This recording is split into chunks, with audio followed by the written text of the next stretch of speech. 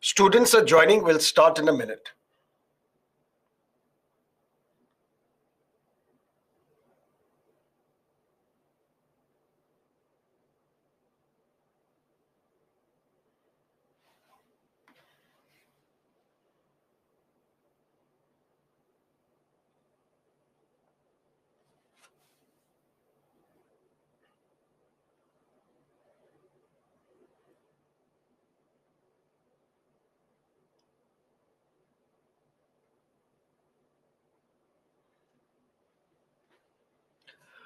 Hello, good morning, and welcome to Byju's Exam Prep.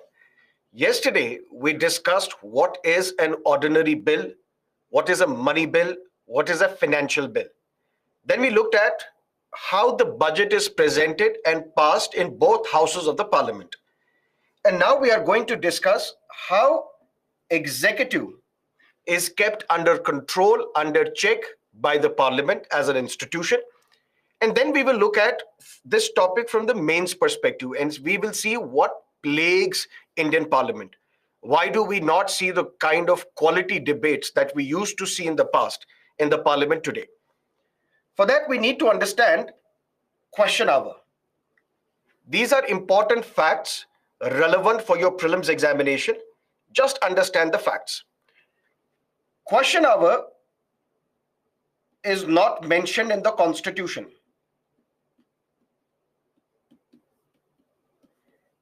And if there is something which is not mentioned in the constitution regarding parliament, where will it be mentioned? It's mentioned in rules of business and procedure.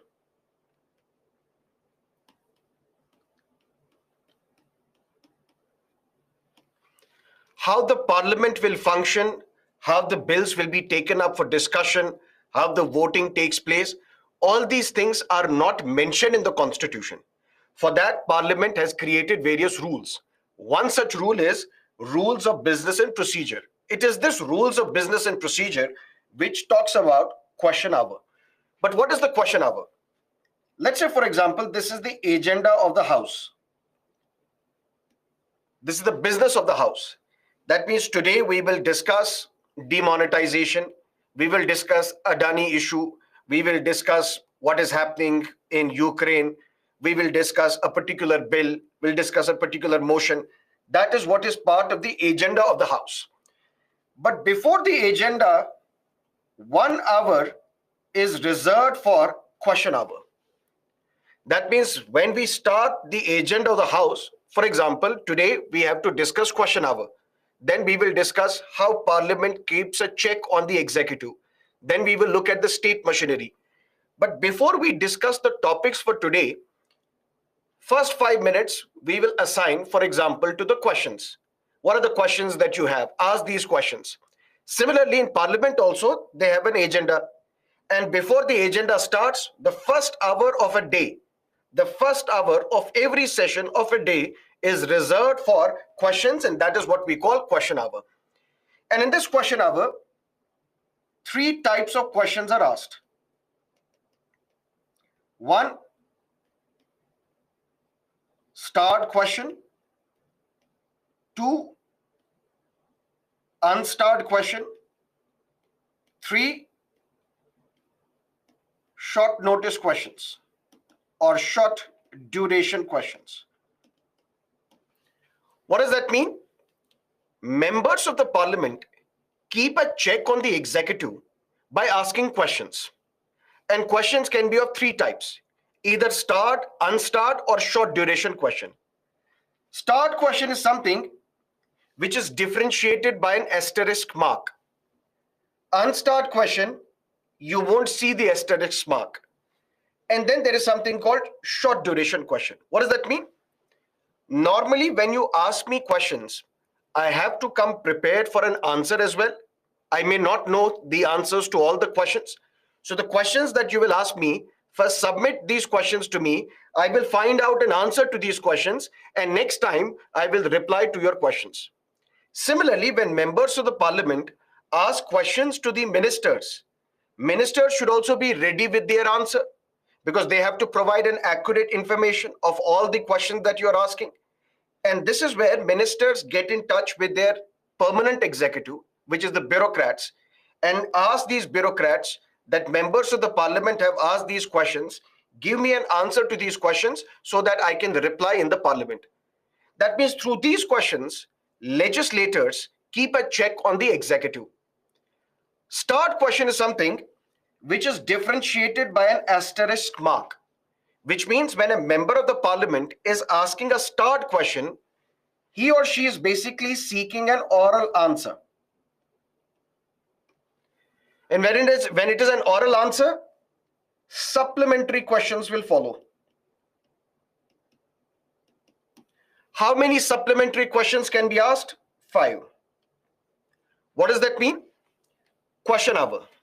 This is the agenda of the house. This is the business of the house that we have to transact today. 1 hour, the first hour of every day of a parliamentary session is reserved for questions. And questions can be starred, unstarred, short duration. When a member of parliament is asking a question, basically all these questions are given to the speaker. That dear speaker, these are our questions. We need an answer to these questions. And the speaker will give and assign these questions to the respective ministers. If I am asking question to the home minister, I will submit it to the speaker. The speaker will ask the home minister, these are the questions that you will have to reply to. And if I'm asking a start question, that means when I'm asking this question, home minister, when are we conducting NRC exercise in India? And this question is differentiated by an asterisk mark. That means I want Mr. Amit Shah to reply to answer to this question orally. And when the home minister gets up, there is no plan to organize NRC right now.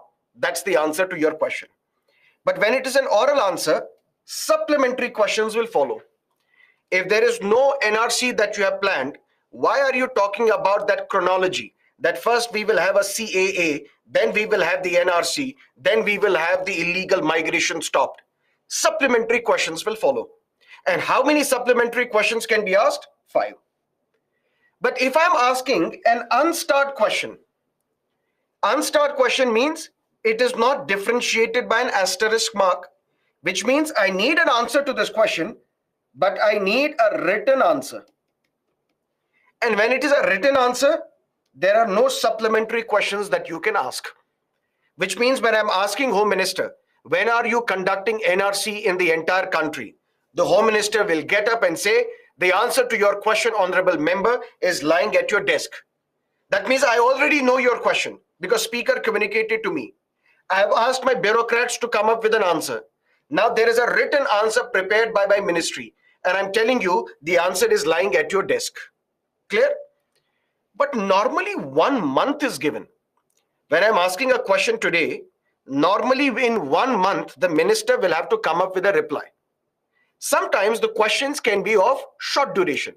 In a sense, I'm asking a question today and I need an answer in 10 days. Such a question is a short notice question. That means notice period is short, 10 days. I need an answer to this question in 10 days. That is what we call question hour. But listen to me carefully. In question hour, it is not restricted to ministers.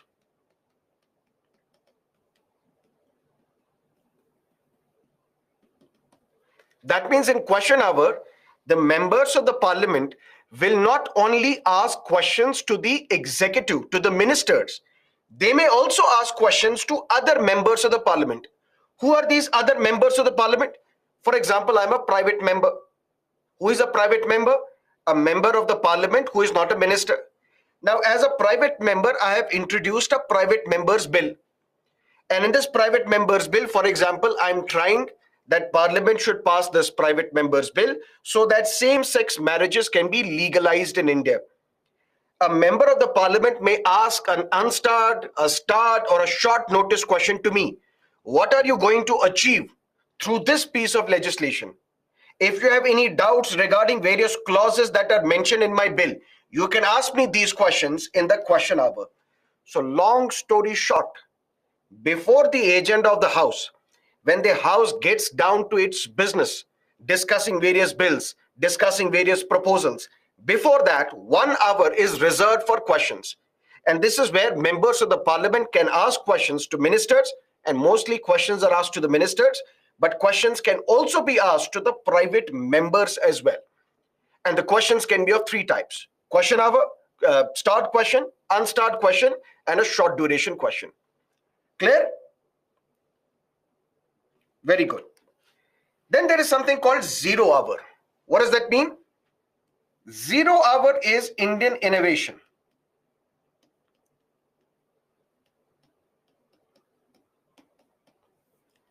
What is Indian innovation? That means this is something which is not found anywhere else in the world. India has innovated this practice of 0 hour. And what is the 0 hour? First, we have question hour, which means 1 hour reserved for asking questions. Then we have the agenda of the house. Clear? But in this question hour, what sort of questions are asked? Those questions which have already been given to the speaker 1 month ago, and then the ministers will have to reply and answer these questions. Is there any practice in India where we can discuss any question, we can ask any question without notice? This may be a doubt on your mind. Sir, if in question hour we ask unstart questions, start questions, short notice questions, but even a short notice question, you have to give a notice of 10 days. What if I have a question today and I need an answer today itself?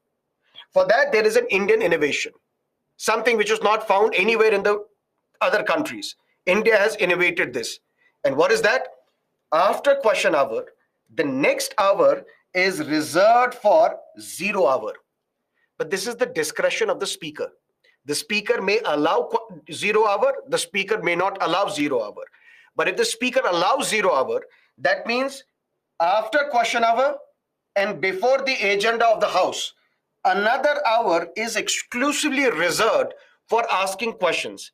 And these questions can be asked without any notice. That is what we call 0 hour. And this practice of 0 hour started in 1962, when it was realized that we need to ask questions to the government on the India-China war, Indo-China war of 1962. And for that, we should not give notice. We need to ask questions today and we need the answers today. That means we don't have to wait for 10 days or 20 days or 30 days to get the answer to our questions. And that is how India innovated a practice that after question hour, there will be 0 hour, followed by the business, the agenda of the house. And in this 0 hour, you can ask all sorts of questions without any notice. But this 0 hour is not mentioned in the rules of business and procedure. Question hour is not mentioned in the constitution. Question hour is not mentioned in the rules of business and procedure. Question hour is mentioned in the rules of business and procedure. But when it comes to 0 hour, it has been innovated. It is not mentioned in the constitution, not mentioned in any rules, but the presiding officer in 1962 said, I will allow you to ask questions even without notice for next 1 hour. And then the parliament realized that this is some sort of a very good practice where the members of the parliament can ask questions without notice. So this practice should continue. And then the presiding officer has the discretion. If he or she wants, they may allow 0 hour where the members of the parliament can ask questions without any notice. That is what we call 0 hour. Once 0 hour is over, then the business, the transaction of the business takes place. Clear?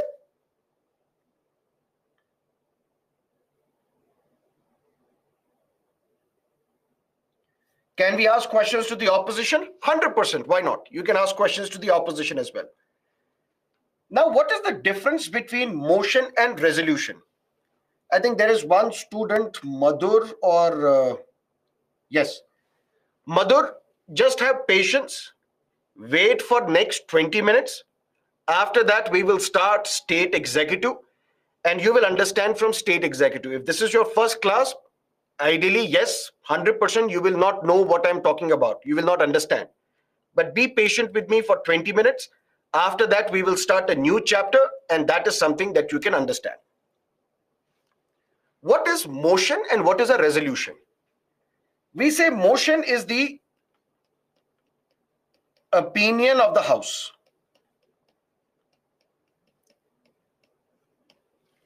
And what is resolution?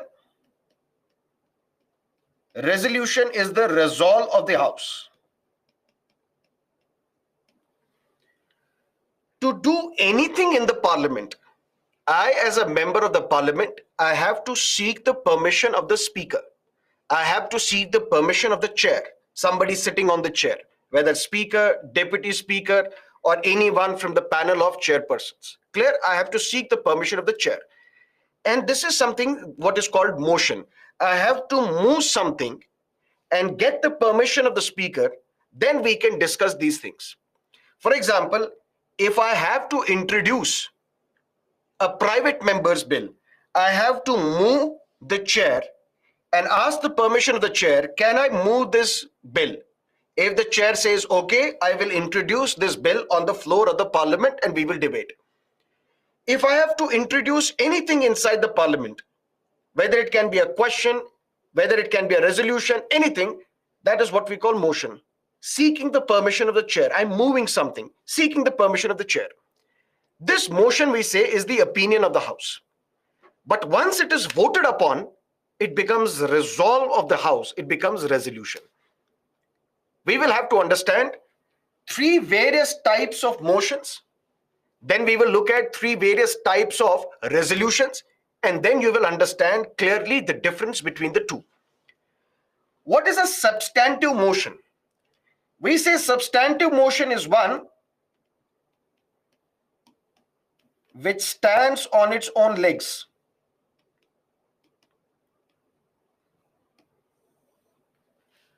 Which stands on its own legs. What does that mean? No confidence motion. We have a parliamentary democracy. And in a parliamentary democracy, the Council of Ministers are responsible to the lower house of Indian Parliament, which is Lok Sabha. The Council of Ministers are accountable to the lower house of Indian Parliament, which is the Lok Sabha. Which means if the Council of Ministers, they enjoy majority in Lok Sabha, they will continue. The moment they lose majority in Lok Sabha, they have no other option but to resign.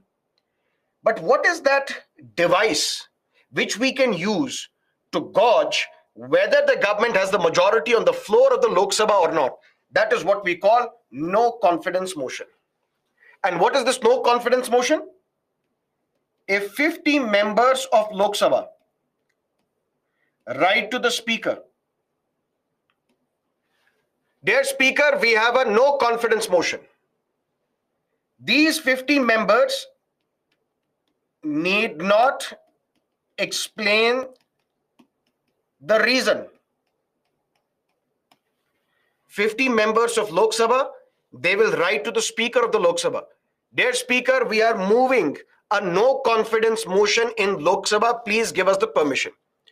The Speaker will not ask what is the reason, because it is explicit. The name itself suggests no confidence. We don't have the confidence in the Prime Minister. Once this motion is accepted by the Speaker, then there will be a discussion on this no confidence motion. All the allegations that the opposition has against the government will be discussed. Threadbare discussion will take place. And after that, there is voting. When there is voting, if this no confidence motion is passed by simple majority, then government has to resign.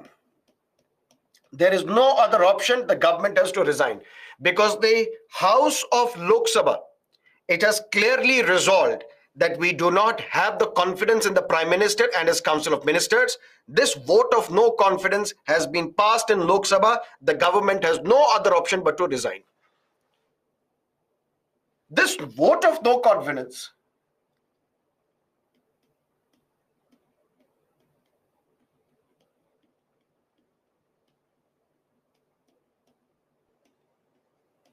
can you tell me where it can be introduced?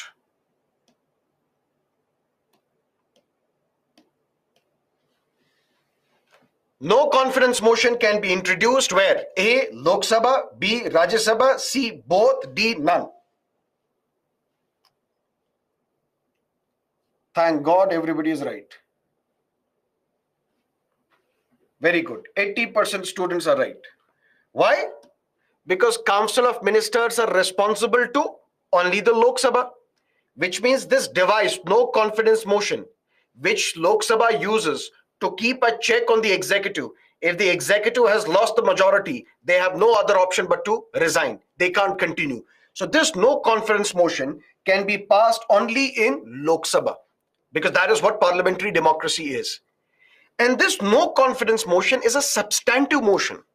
It stands on its own legs. It has its independent existence. Similar to, for example, another kind of motion known as confidence motion.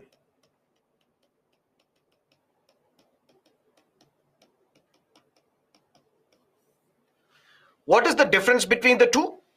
No confidence motion is introduced by the opposition to prove that this government does not have the majority in the Lok Sabha. In contrast, confidence motion is moved by the Prime Minister himself, or the confidence motion is moved by the Chief Minister himself to prove that I have the confidence in the Lok Sabha. For example, Mr. Hemant Soren. Mr. Hemant Soren, there was an allegation against him, which we have discussed, that he was holding an office of profit. On that, he should be disqualified. Matter went to the Election Commission of India. Election Commission gave its report to the governor, but the governor sat on that report. But there was uncertainty. There was uncertainty in the minds of the government in Jharkhand that at any point in time, the governor may say, Mr. Hemant Soren, you are disqualified. But he still wanted to prove that he has the majority. So instead of waiting for the opposition to introduce a no confidence motion, he himself moved a confidence motion. I am moving a confidence motion, dear Speaker, and I know I have the majority in the Legislative Assembly. If this no confidence motion is passed by simple majority, then the government survives. Because what is confidence motion? I have the confidence of the Lok Sabha. I have the confidence of the Legislative Assembly. If it is passed, government survives. If it is defeated, government has no other option but to resign. But the point is, if no confidence motion is issued today, let's say it is introduced today, and now we have either rejected this or we have discussed this, whatever happens, when can the opposition introduce the no confidence motion again? Because you can't hijack the House. Today, opposition is introducing no confidence motion. It has been rejected by the Lok Sabha. The government survives. Then very next day, the opposition introduces no confidence motion again, which means you are hijacking the House. You are blocking the agenda of the House. You are not allowing the House to discuss anything except the no confidence motion. This cannot be allowed. That is why if a no confidence motion is rejected today, only after 6 months, another no confidence motion can be passed. Another no confidence motion can be issued. That means between first and the second no confidence motion, there has to be a period of 6 months. But this no confidence motion or a confidence motion, what is this? It's a substantive motion. It has its independent existence. Similarly, we have censure motion. Now, what is a censure motion? 50 MPs of Lok Sabha, they write to the Speaker. What? That we want to censure a minister. No confidence motion is moved against the entire Council of Ministers. Entire Council of Ministers. Censure motion can be introduced against the entire Council of Ministers as well as an individual minister. What is censure? Censure is extreme disapproval. What is extreme disapproval? For example, 50 members of Lok Sabha will write to the Speaker, Dear Speaker, we want to move a censure motion against Mr. Amit Shah. Why? Because he has failed to keep the country internal security in better shape. We have seen terror attacks. We are seeing violence in different parts of the country, for example. So we are expressing our extreme disapproval against the Home Minister. But this time the Speaker will ask for reason. Because when a no confidence motion is introduced against the entire Council of Ministers, the Speaker will not ask for a reason. Why? Because the name is clear. No confidence motion. We don't have the confidence in the Prime Minister and his Council of Ministers. But if the opposition is introducing a censure motion expressing extreme disapproval against the minister or against the entire Council of Ministers, the Speaker would want to know, what is your cause of dissatisfaction? Why are you expressing extreme disapproval against the government or an individual minister? And then there will be a discussion on the censure motion, and then there will be voting. When there is voting, if this censure motion is passed by simple majority, what will happen to Mr. Amit Shah? And what will happen to the entire Council of Ministers? Can anybody tell me?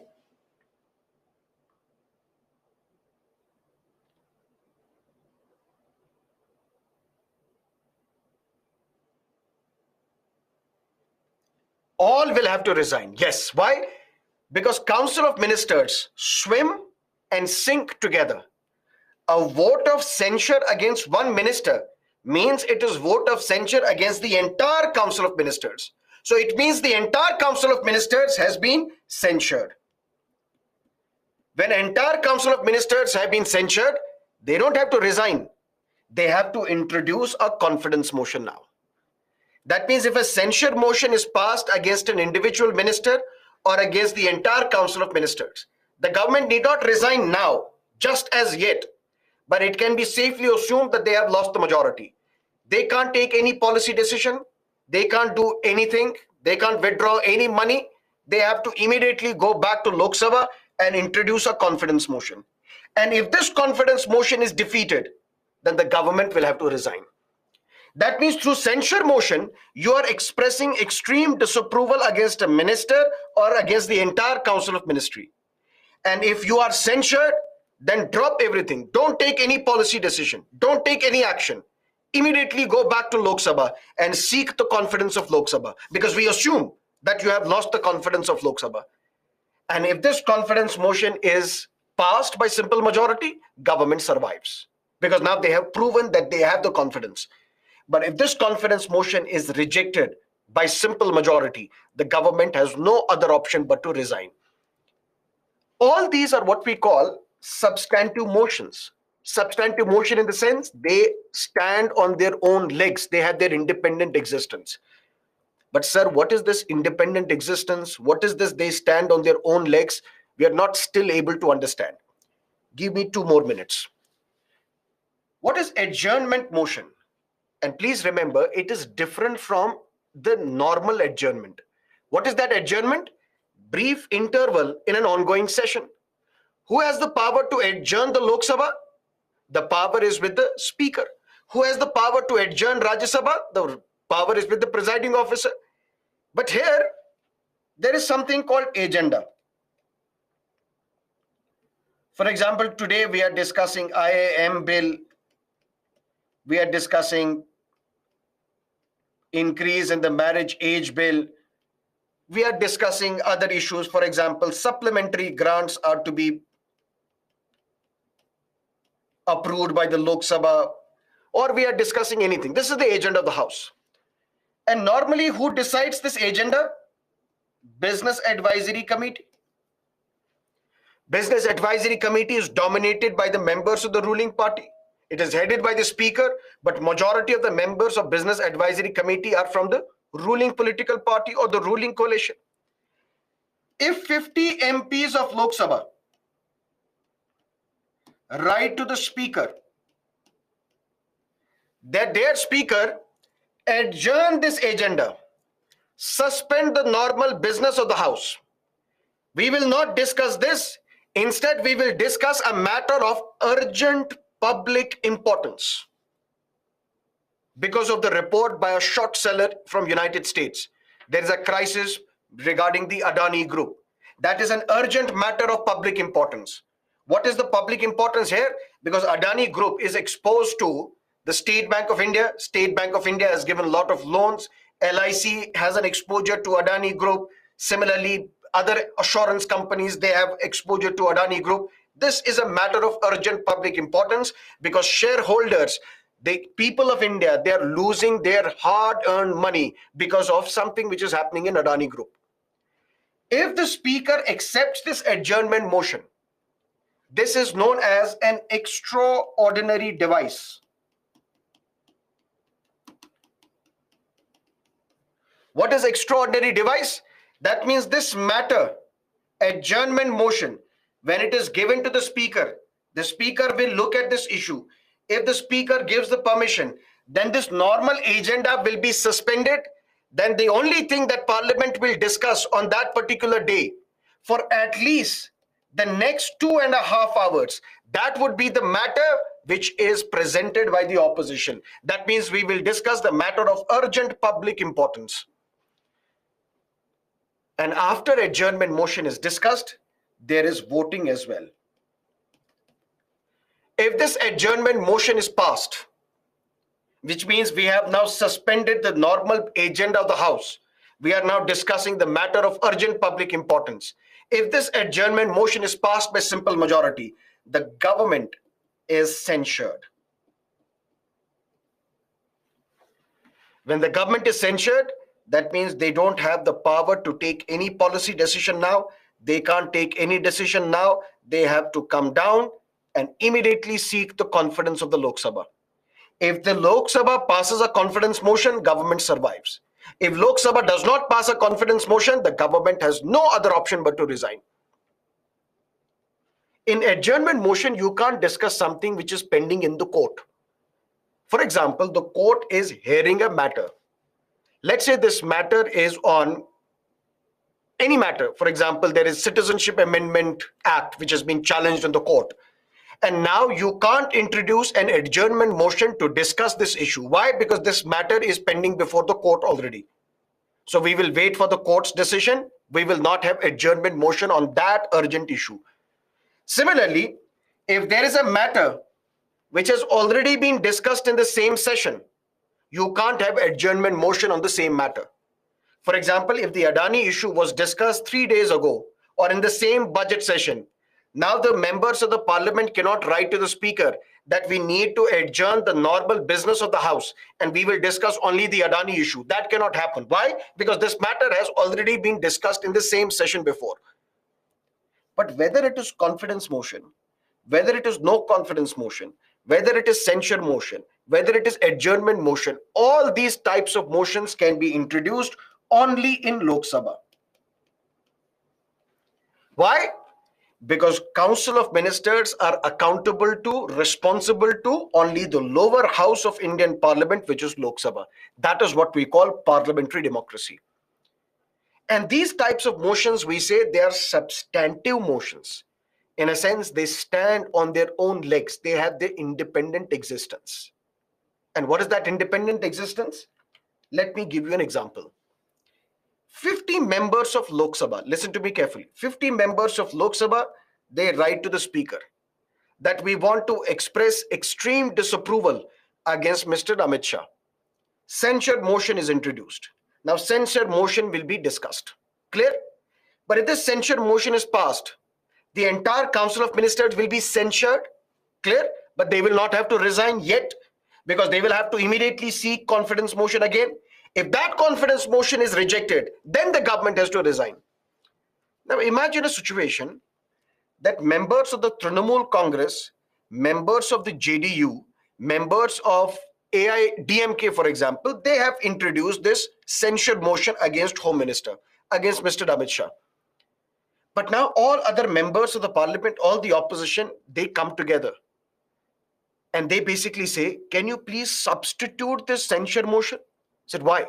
See, if we introduce a censure motion against Amit Shah, and Amit Shah will be censured, which means the entire Council of Ministers will be censured, but they don't have to resign.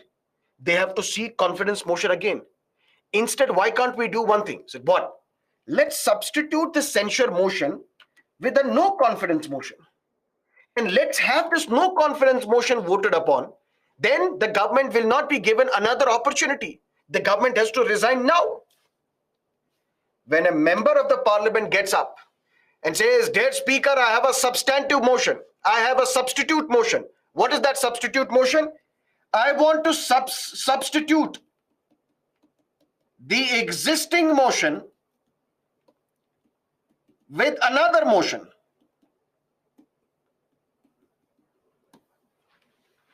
That is what is called substitute motion.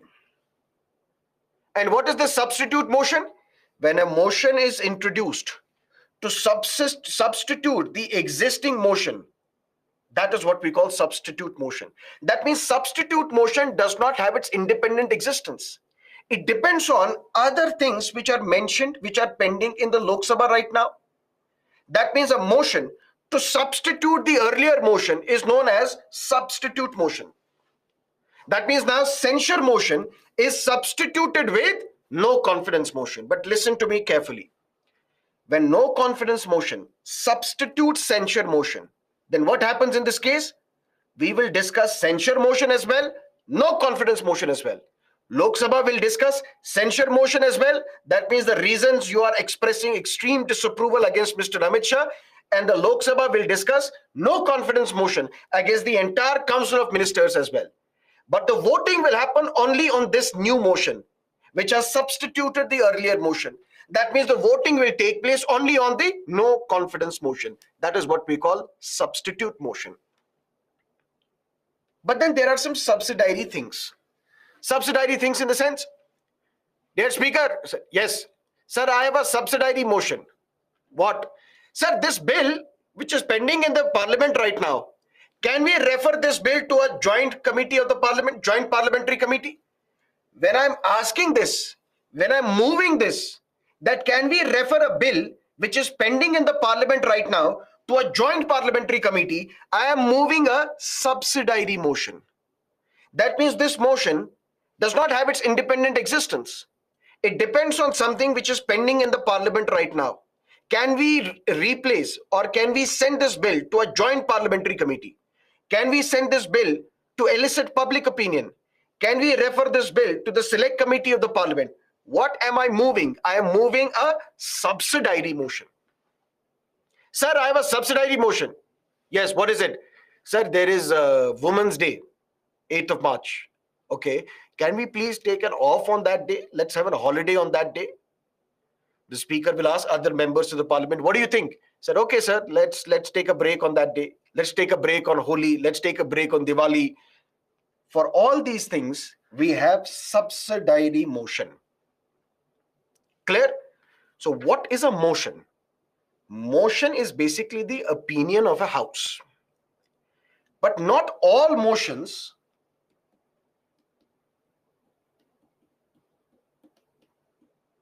are voted upon. There are some motions which can only be discussed. I am moving a subsidiary motion to have a discussion on some matter today. On that, we will only have a discussion. There won't be any voting. So all motions are not voted upon, but all the resolutions are voted upon.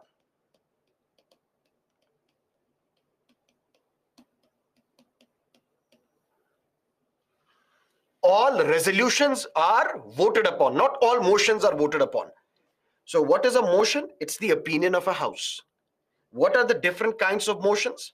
Substantive motion, substitute motion, subsidiary motion on some other matters. Substantive motion is one which stands on its own legs. What does that mean? I'll give you one more example. Sir, we want to remove the judge of a Supreme Court or judge of a High Court. I am moving a motion. What type of motion? I am moving a motion which is substantive, which stands on its own legs. It has its independent existence. In a sense, we want to remove the judge of a Supreme Court or High Court, or we want to remove the Chief Election Commissioner, or we want to remove the Comptroller and the Auditor General. I'm moving a substantive motion to have a discussion on this matter and vote on this matter. And once it is voted upon, it becomes a resolution. Then there is something called substitute motion. an existing pending motion is substituted by another motion. We will discuss both the motions, but we will vote only on the next motion, the new motion, which has substituted the earlier motion, substitute motion. And then on other matters, subsidiary. Can we refer this bill to joint parliamentary committee? Can we take a holiday on this particular day? On all these things, there are subsidiary motions. That is all that you have to keep in mind.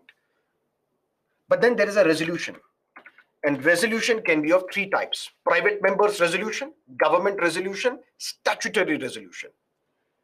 What is a private members resolution? A resolution introduced by, as the name suggests, by a private member, somebody who is not a minister. Government resolution is something which is introduced by a minister. Statutory resolution, a resolution introduced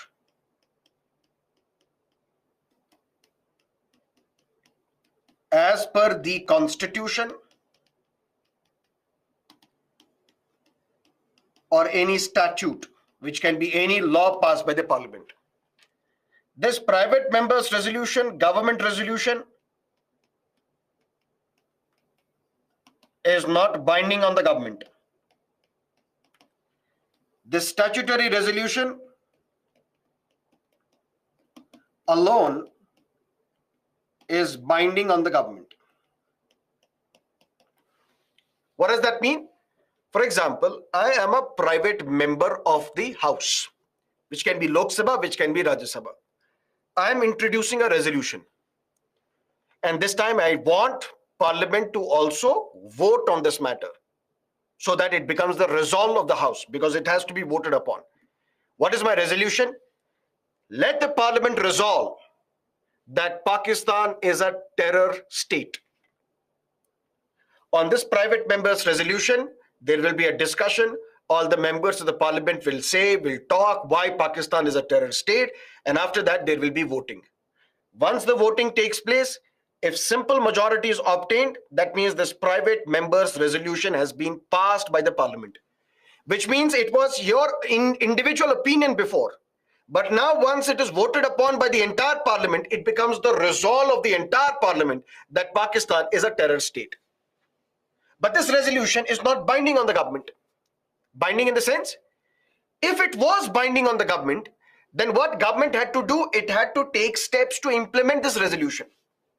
In a sense, cut diplomatic ties with Pakistan.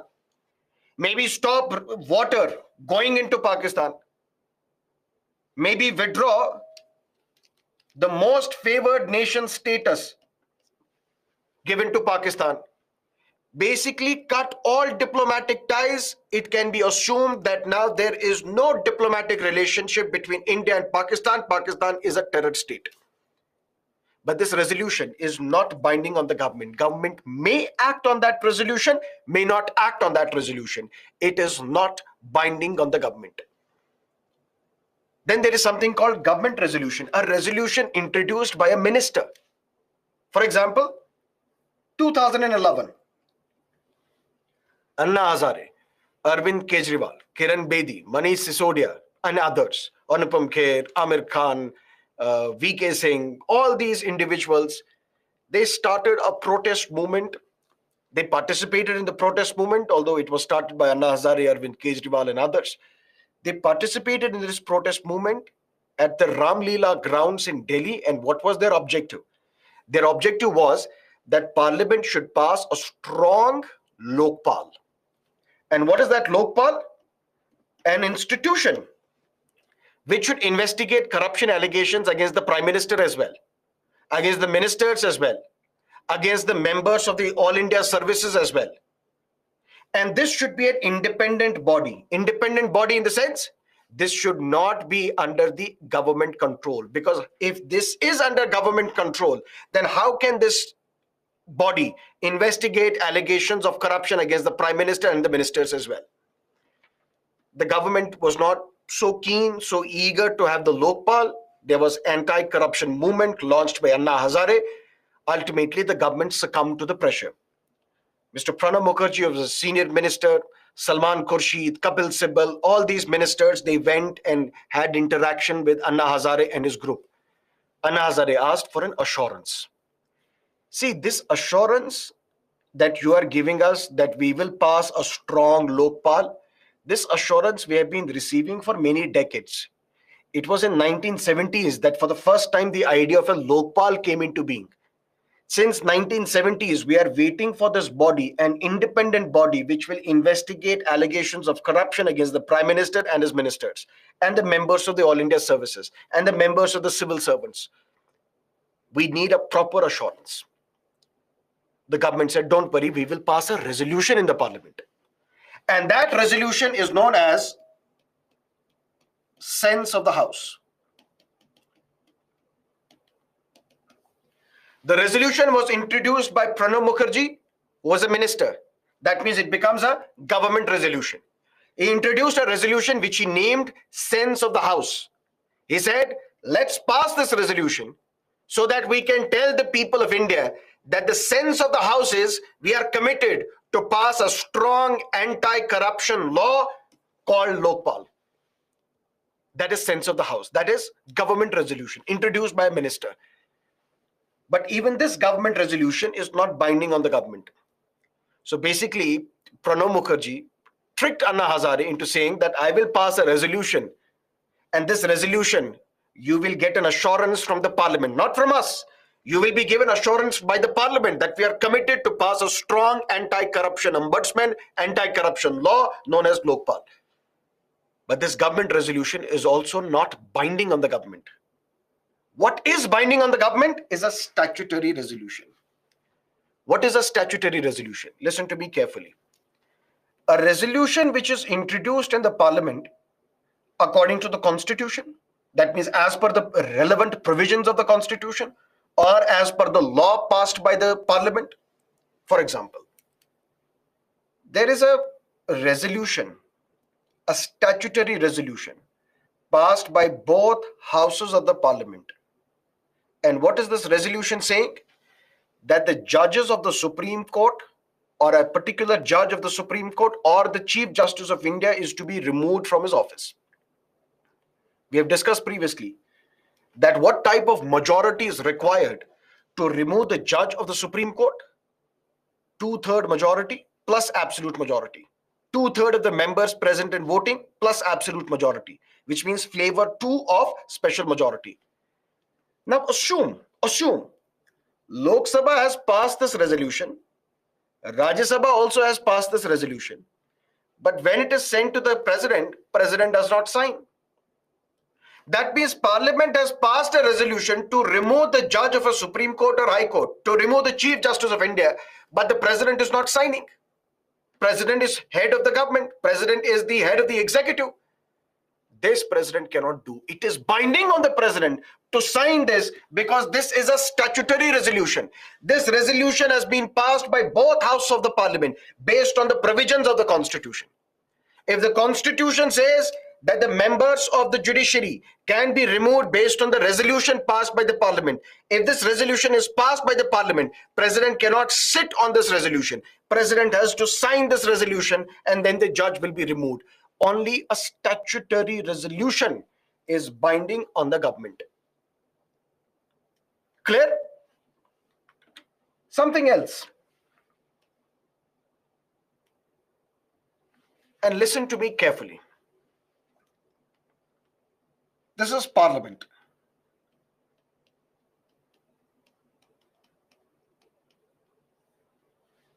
The allegation today is India is a functioning democracy.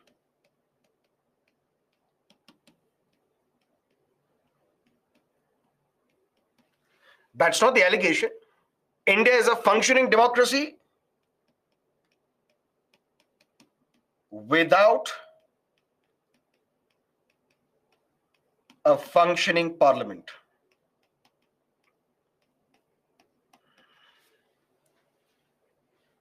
India is a functioning democracy without a functioning parliament. India is a democracy. Every 5 years we organize elections. hold elections. And through these elections, we elect our representatives. But once these representatives enter the parliament, parliament is not functioning. Why parliament is not functioning? If you look at the kind of debates that we used to see in the parliament in the past, you would be surprised. What was the quality of debates that we used to see in the parliament? Once, a young man, a young member of the opposition, he launched a tremendous attack on the then Prime Minister Pandit Nehru, gave such a beautiful speech in his poetic words, and criticized and saw the government was stuttering for an answer. Fantastic speech. And after that speech got over, Pandit Nehru walks up to this young man and tells him, "This was a beautiful speech that I've heard." And that individual was Atal Bihari Vajpayee. Then in 1977, when Janata Party came to power, Atal Bihari Vajpayee became the External Affairs Minister. And he said, when I entered the South Block, which is the office of the Minister of External Affairs, I did not see the portrait of Pandit Nehru. Previously, I had come here once and I used to see the portrait of Pandit Nehru. Now that portrait is missing. I asked my officers, where is that portrait? They said, we have removed this because we thought you will not like this. I said, no, bring that portrait back and hang it. When parliament used to function, there would be debate, there would be discussion. Democracy starts with D. Disagreement also starts with D. Dissent also starts with D. But today, there is no debate in the parliament. Bills are getting passed in 6 minutes without debate. Through voice vote, the important bills are getting passed without going for the division of the vote. So that is why there are people who say India is a functioning democracy without a functioning parliament. And what is the reason and what is the solution to this? Multiple. Number one, members of the opposition, they block the parliament and does not allow parliament to function. That is the allegation against the Congress today, against the opposition today. But same allegation was against the BJP between 2004 to 2014. In fact, Arun Jaitley, when he was an important member of the opposition, part of the BJP, may his soul rest in peace, he was asked, why are you obstructing the parliament? He said, parliamentary obstructionism is my right. I had the right to obstruct the parliament. That is how my views will be known to the public. And when Mr. Jaitley became the minister, he criticized the opposition. Why are you obstructing the parliament? And then the opposition said, parliamentary obstructionism is our right. We have the right to obstruct the parliament. Otherwise, how would our voice be heard by the people? But the voice is heard in such a manner that there is an MP who starts spraying pepper on other members. This voice is heard in such a manner that chairs are thrown at each other, microphone is destroyed, the copies of the bills are torn. And today we can safely tell our kids, our colleagues, our friends, don't use parliamentary language. Instead, use unparliamentary language. Because the language which is now spoken by the members of the parliament, it can no way be considered civil. What is the solution then? The solution is when the members of the opposition, they create ruckus in the house, they have a simple demand. And the simple demand is Prime Minister should speak in the parliament. It should not be the marzi, it should not be the discretion of the Prime Minister. When he wants to speak, he can speak. Prime Minister is a good orator. Every month he has his Mann Ki Baat on All India Radio. Every day he talks to his followers on the Twitter. Why can't he speak inside the temple of India's democracy, which is the parliament? We have seen how India has borrowed a lot of practices from Britain, how some important conventions we have borrowed from Britain. Let's borrow one more. And what is that? Every Friday, without fail, Prime Minister has to speak in Parliament.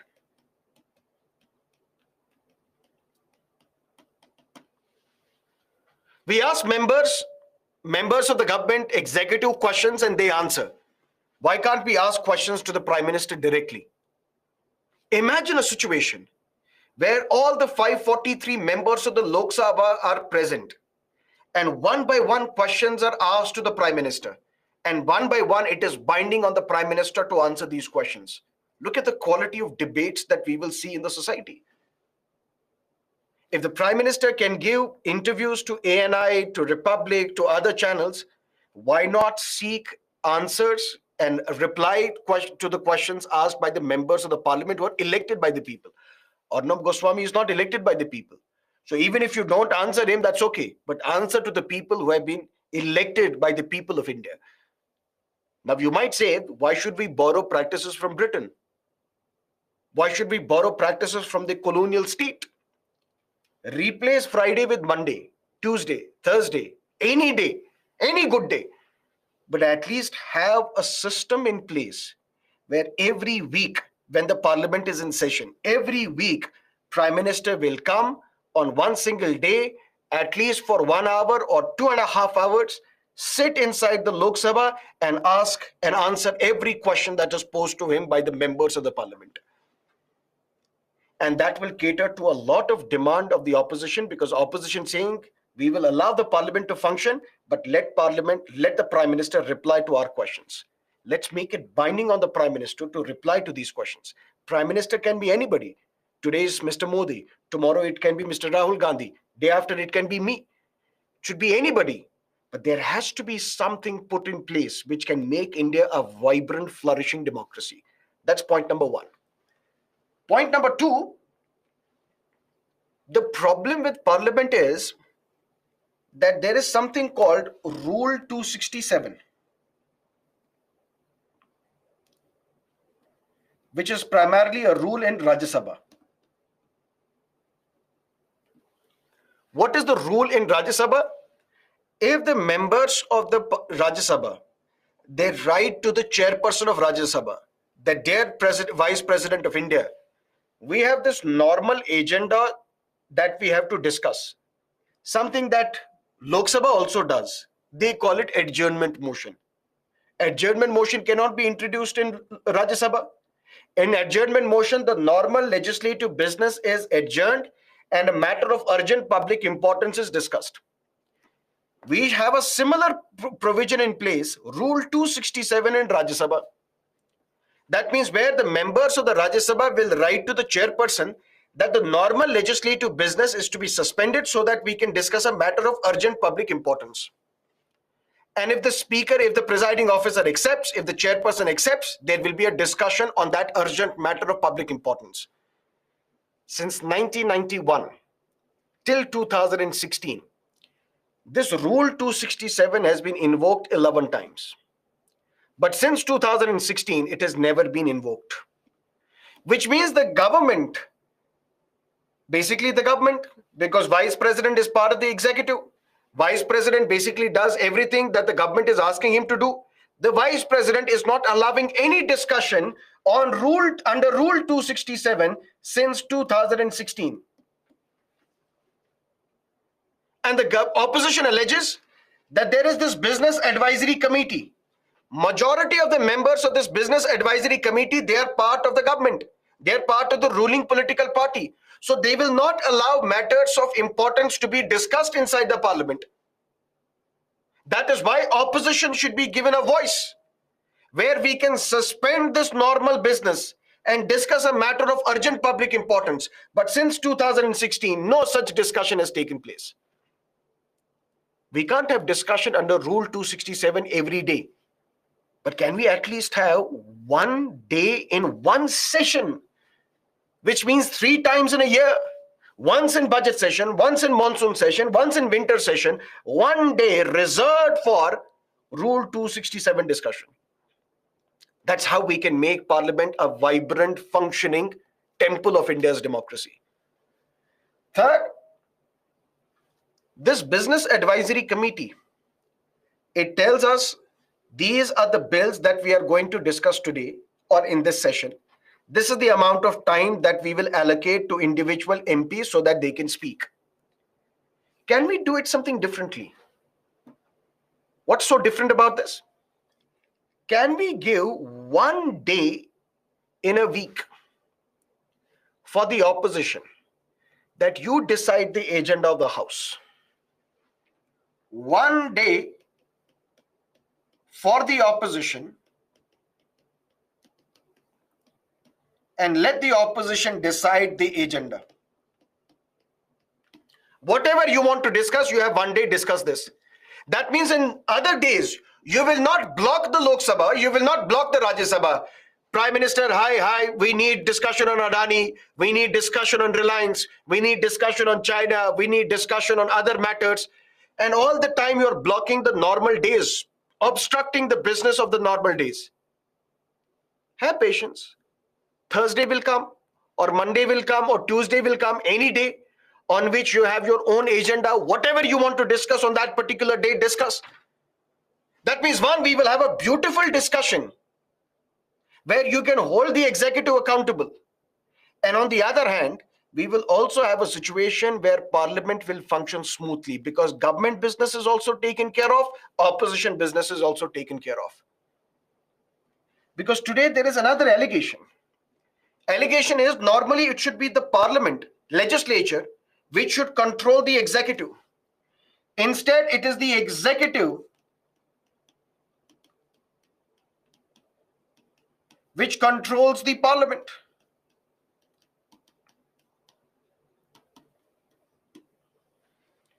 If the executive, which is the government of the day, we will not allow discussion on this bill. We will not allow discussion on this matter. We will not have a session of the parliament. We will have the session of the parliament, but we will advise the president, please cut down the session. The session of the parliament should be ended even before completing of the time. That means it is the other way around. It is the executive which is controlling the parliament. Can we at least have a day where the opposition will control the parliament so that we can have the best of the both worlds? Also, there is a big problem with anti-defection law, which we will discuss in schedule, but very briefly here. When we talked about whip, 1-line whip, 2-line whip, 3-line whip, and I told you this 3-line whip is binding on the member of the parliament, member of your political party. If a member of your political party violates this whip, can be disqualified. But then where is the freedom of speech and expression for the members of the parliament? The quality of debate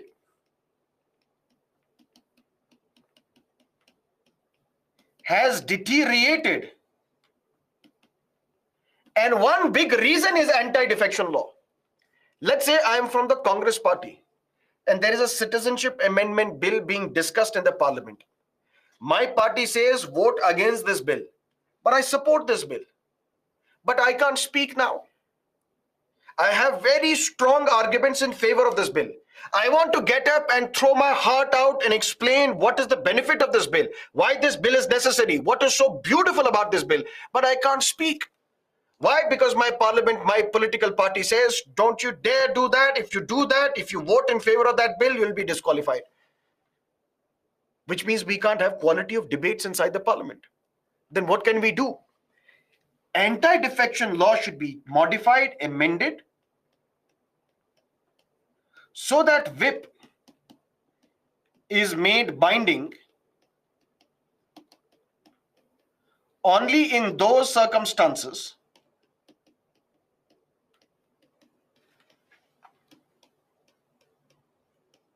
where the stability of the government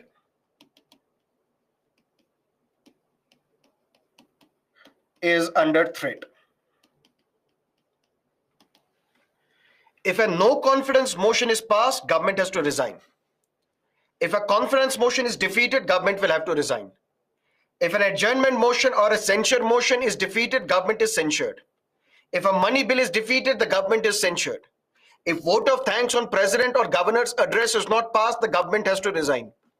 In these matters, make whip binding because it affects the stability of the government. But if there are other matters, thousands of other matters, other bills, other legislations, other resolutions, other motions, other questions, why should whip be made binding? That means modify, amend anti-defection law to make whip binding only in those circumstances where the stability of the government is threatened. Where if you don't vote according to your party line, the government will fall or the stability of the government will be destroyed. In those instances, make the whip binding. On all other instances, make the freedom of speech and expression absolute. There is a bigger problem. Pre-legislative consultative policy started in 2014. As the name suggests, before legislation, there should be consultation. Consultation with whom? Various stakeholders. Who are the stakeholders? You and me. Are we consulted? No. In 2014, it was decided that every important bill, before it is presented to the parliament, for 30 days before it is presented to the parliament, send this bill to elicit public opinion. That means there is a bill, for example, data protection bill, on which luckily there was consultation with the public. That bill, on that bill, the government asked the opinion of the public. But there is another bill, and there are thousands or hundreds of other bills. They are being passed by the parliament without debate, without discussion, without pre-consultation. Consultation in the sense, this policy of 2014 said every bill should be put up on public websites for 30 days and elicit public opinion so that the lawmakers can benefit from the wisdom of the people. Because ultimately, this is a bill for me. This is a law for me. This is the law of the land for me, for you, for us, for others. Why can't we suggest some refinement, some policy changes to this bill? After those suggestions, the bill should be sent to the parliament for approval. And we have seen that out of 300 bills passed recently, 290 were passed without consultation. So what we need to do, we need to ensure that the government sticks to this pre-legislative consultation policy. And that is how we can make India not just a vibrant democracy, but a democracy with a vibrant, flourishing parliament as well. That completes our discussion on parliament. Any questions? Let me know.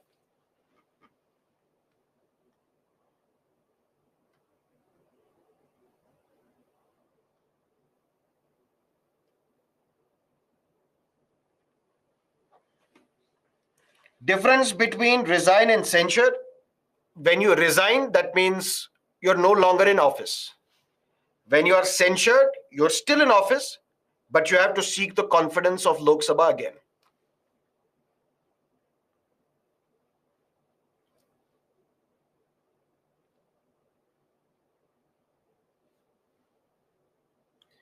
Is this all for our concern or exam relevance? I am not here to make you a responsible, concerned citizens. I'm here to give you knowledge which can help you qualify the exam. So this is all for relevance for your examination. Nothing more, nothing less. Does the government have to resign if private member bill is passed? No. Anti-defection law, whip, that means the directive of your political party that you have to vote in favor of this bill or against this bill. If you violate that whip, you will be disqualified under anti-defection law. We are saying make whip binding only in those instances where the stability of the government is threatened.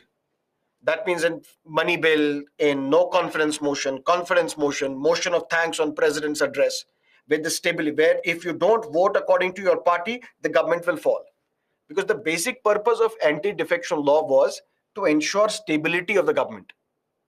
But if then you are saying whip is not binding, that means the members of the Congress will vote for the BJP. Members of the BJP will vote in favor of the Congress government. Then the stability of the government will be threatened. That means it will then be a musical chair where first it is Congress forming the government, then it is BJP forming the government in the same day. To prevent that situation, we're saying make whip binding, but only when the government is threatened. Stability of the government is threatened.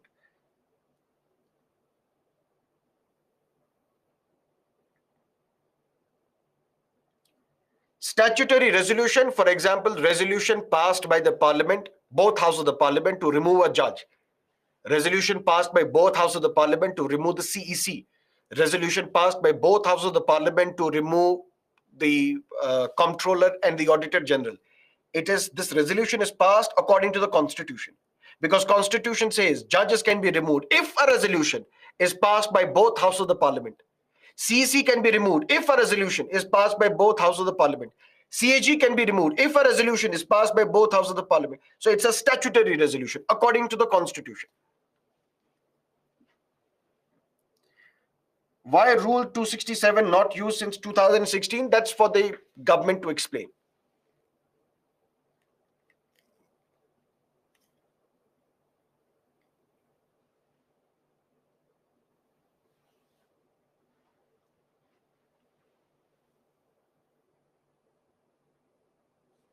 I marked 11 correct questions in last test and you told it was very good. Next time, try to increase. Now I have come 17 correct questions out of 20, which is highest and rank 3. Very good, Hari Om. All the best. Now let's discuss state machinery. And in state machinery, we have to discuss governor, legislative assembly, legislative council. What does that mean? We have discussed union legislature, and we have discussed union executive as well. Clear? Union executive consists of president, vice president, prime minister, council of ministers,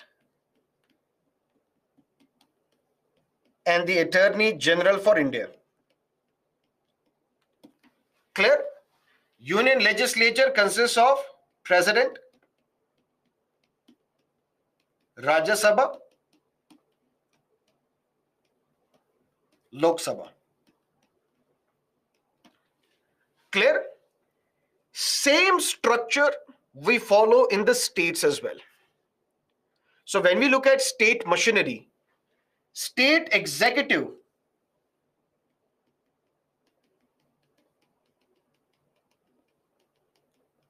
consists of governor, chief minister, council of ministers, and the advocate general of a state.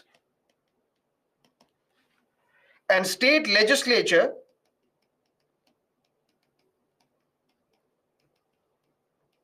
just like union legislature consists of governor, legislative assembly, and then there are some states which have legislative councils, and we will discuss all of this.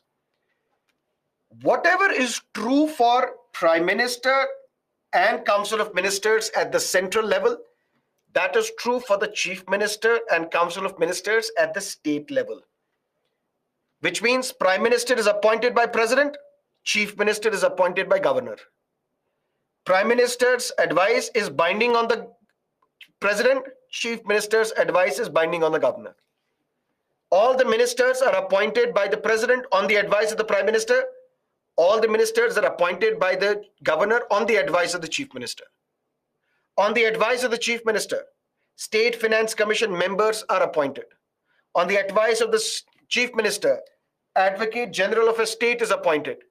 That means whatever is true for Prime Minister and Council of Ministers at the central level, where you have Council of Ministers, where you have Cabinet Ministers, where you have Ministers of State, where you have Ministers of State with independent charge, all these ministers are collectively responsible to the Legislative Assembly.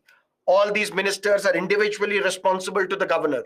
Doctrine of pleasure, everything that is true for Prime Minister and Council of Ministers at the central level is true for a Chief Minister and his Council of Ministers within that state. Who represents the central government, union government? before the courts in India? Attorney General for India. Who will represent the state government in different courts of this country wherever a case is filed against the state government? That individual is Advocate General of a state. The only difference is, in order to be appointed as the Attorney General for India, you should be qualified to become the judge of the Supreme Court. And in order to be appointed as the Advocate General of a state, you should be qualified to be appointed as the judge of a high court. Then whatever is true for Attorney General at the central level, that is true for Advocate General at the state level. That means at the state level, Advocate General has the right of audience in all the courts of that state. Advocate General can speak in the Legislative Assembly. Advocate General can become a member of a committee of the state legislature without right to vote. Advocate General can have private practice as well. Advocate General holds office during the pleasure of the governor. Whatever is true then for the Attorney General at the central level, that is true for the Advocate General at the state level. Except one more thing. Attorney General plays a very important role under Article 143. And Article 143 is known as presidential reference, where President can refer any matter to the Supreme Court, asking the views of the Supreme Court on that matter. There is no such power to the governor. Governor cannot refer any matter to the High Court and ask the views of the High Court on that matter, or Supreme Court for that matter. No.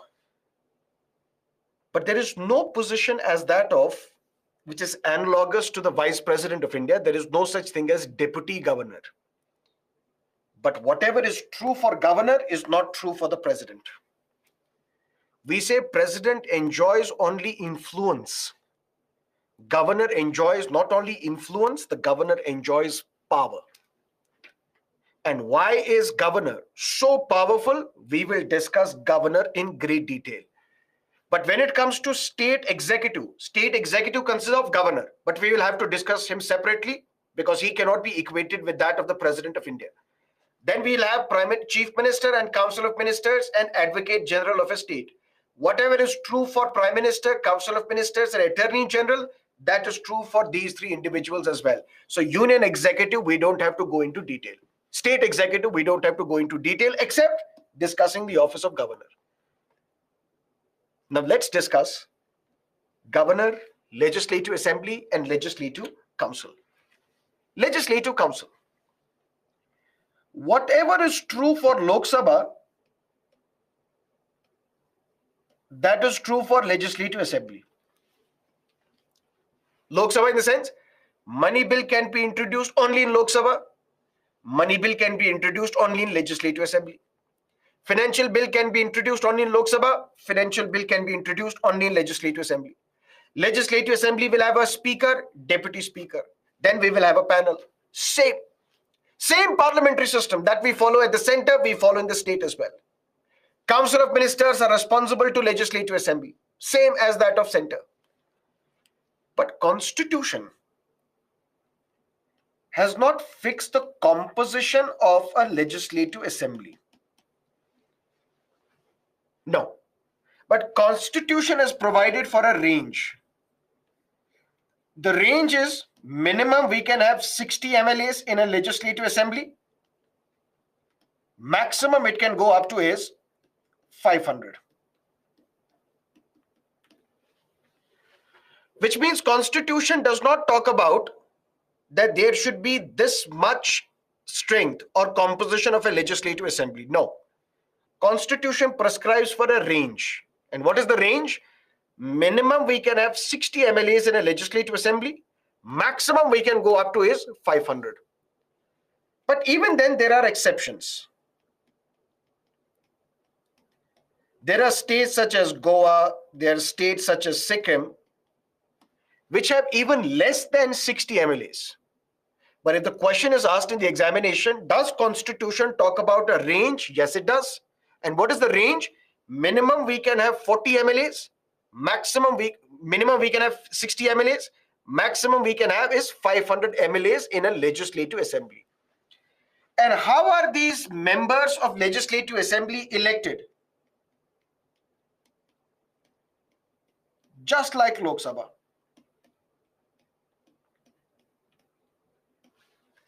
If Lok Sabha election, the entire country is divided into 543 constituencies. Similarly, in an election to a legislative assembly, for example, election which will be conducted in Nagaland, the entire Nagaland will be divided into constituencies, 60 constituencies. And from one constituency, we will have one MLA. Done. And what is the method of election? First past the post system. Whoever crosses the line for the first time, whoever gets the highest number of votes, that person is the elected MLA. And in legislative assemblies also, we have reservation. Reservation for SCs, reservation for STs, just like we have reservation for SCs and STs in the Lok Sabha. And previously also, we used to have one nominated MLA, nominated by the governor from the Anglo-Indian community. Now we don't have that Anglo-Indian nomination. Can you tell me which Constitutional Amendment Act removed this Anglo-Indian reservation?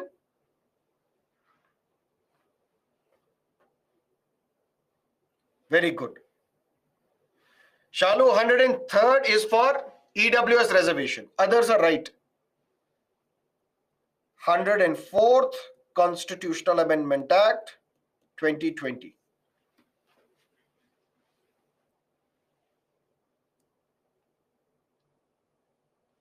Done.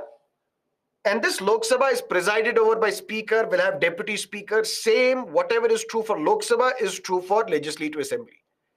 What is the qualification for someone to become the member of the Legislative Assembly? You should be the citizen of India. You must have completed 25 years of age, just like Lok Sabha.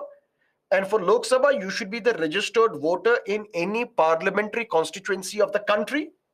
For a legislative assembly, you should be the registered voter in that state. So if you want to contest election to Uttar Pradesh Legislative Assembly, you should be a registered voter in any assembly constituency of Uttar Pradesh. But you may be a voter in, let's say, a Gorakhpur constituency, but you can still contest election from a constituency in Lucknow. That doesn't matter, but you should be a registered voter in any assembly constituency of the state of Uttar Pradesh. That is Lok Sabha. Clear? But then Legislative Council is different from that of Rajya Sabha. We say Rajya Sabha is the second chamber of Indian Parliament.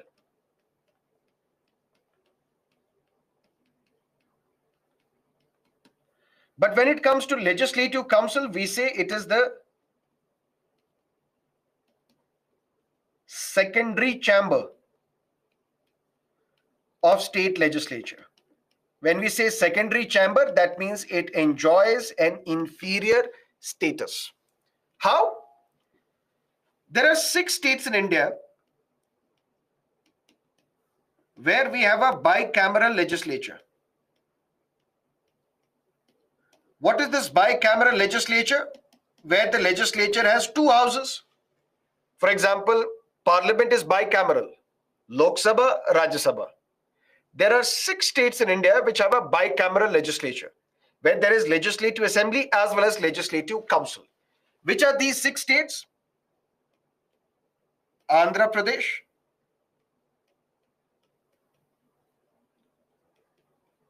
Telangana,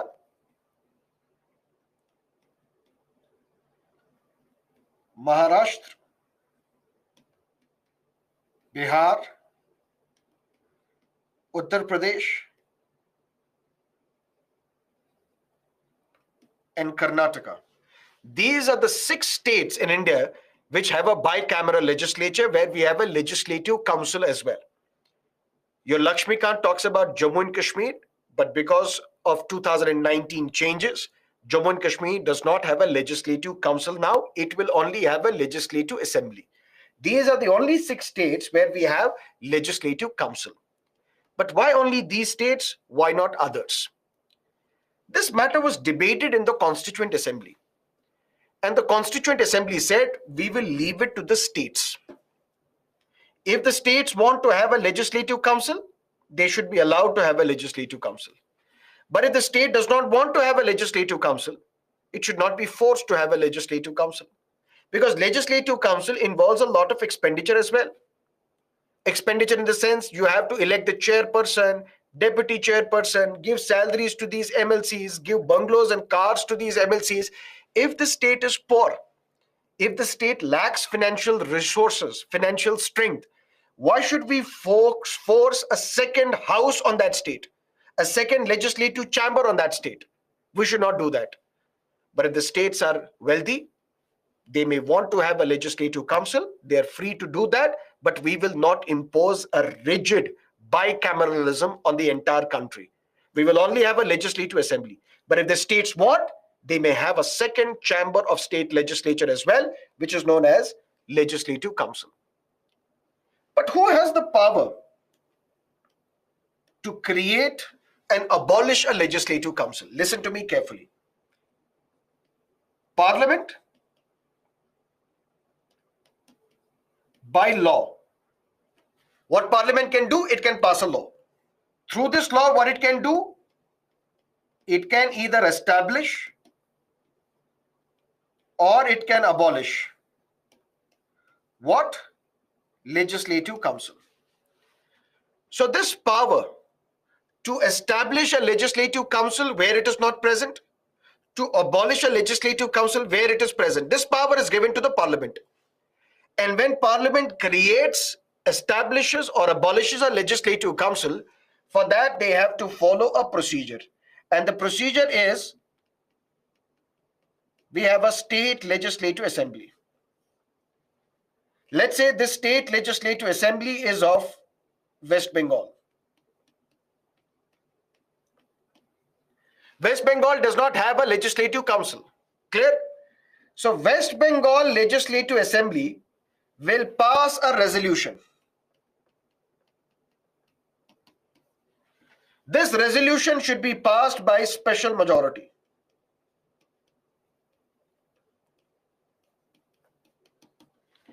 If the State Legislative Assembly of West Bengal passes a resolution by special majority, this resolution is basically requesting the Parliament that please establish a legislative council for West Bengal. But this resolution is not binding on the government. Parliament may or may not accept this resolution. If the Parliament accepts, the Legislative Council is created by the Parliament for the state of West Bengal. And this law which is passed by the Parliament to establish a Legislative Council should be passed by simple majority. What does that mean? We are discussing state machinery. And in state machinery, we have to discuss state executive and state legislature. State executive consists of governor, chief minister, council of ministers, advocate general of a state. Chief minister, council of ministers, advocate general, we have covered because they are mostly similar to what we have covered already in the union executive. But governor cannot be equated with the president. That's why governor we have to discuss separately in great detail. When it comes to state legislature consists of governor and legislative assembly for all the states. But then there are 6 states which have another house as well, another chamber as well. That's known as legislative council. And there are 6 states where we have a legislative council as well, which means there are 6 states where there is bicameralism. But how can we establish a legislative council? That power is given to the Parliament. But you said in Constituent Assembly, it was said that this power should be given to the states. If the states want, they can have a legislative council. If the state does not want, it may not have a legislative council. But the check has to be placed by Parliament. What if there is a poor state which wants to have a legislative council? Parliament should not allow it for that state because you cannot sustain yourself. Why do you want to have a legislative council? But if there is a state which is a bigger state, a wealthy state, if it wants to have a legislative council, we will give you a legislative council. So Parliament has the power to establish a legislative council. Parliament has the power to abolish a legislative council. How can Parliament establish or abolish a legislative council? By passing a law. And this law should be passed by what type of majority? Simple majority. Simple. But what is the process? If West Bengal, where we don't have a legislative council right now, if the Legislative Assembly of West Bengal passes a resolution by special majority, 2/3 of the members present and voting, basically requesting the Parliament, can we please have a legislative council? But this resolution is not binding on the Parliament. Parliament will have to see whether you can afford it or not. If Parliament accepts, it will pass a law by simple majority and a legislative council is created for West Bengal. Clear? Andhra Pradesh, for example, it has a legislative council, but it wants to abolish it. If the Andhra Pradesh Legislative Assembly and Andhra Pradesh Legislative Council, they pass a resolution by special majority, then this resolution is sent to the Parliament, requesting the Parliament to please abolish Legislative Council for Andhra Pradesh. Parliament may or may not accept this resolution because this resolution is not binding on the Parliament. And if the Parliament accepts, the Parliament will pass a law, and through this law, Legislative Council for Andhra Pradesh will be abolished. And it is now the demand of the YSR Congress, led by Jagan Mohan Reddy, to abolish Legislative Council for Andhra Pradesh because he does not want a Legislative Council in Andhra Pradesh. And why Legislative Council should not be present even in the 6 states where it is present? For that, we need to understand what is the legislative process. What is the legislative process? Listen to me carefully. Here it is Legislative Council, Legislative Assembly. If a bill is passed by Legislative Council passes a bill, it is sent to Legislative Assembly. If Legislative Assembly also passes this bill, there is no problem. Matter resolved. Bill has been passed by both Legislative Assembly as well as Legislative Council. If Legislative Assembly passes a bill and Legislative Council rejects this bill, the bill is dead. The bill is dead, it can never become a law, which means there is no provision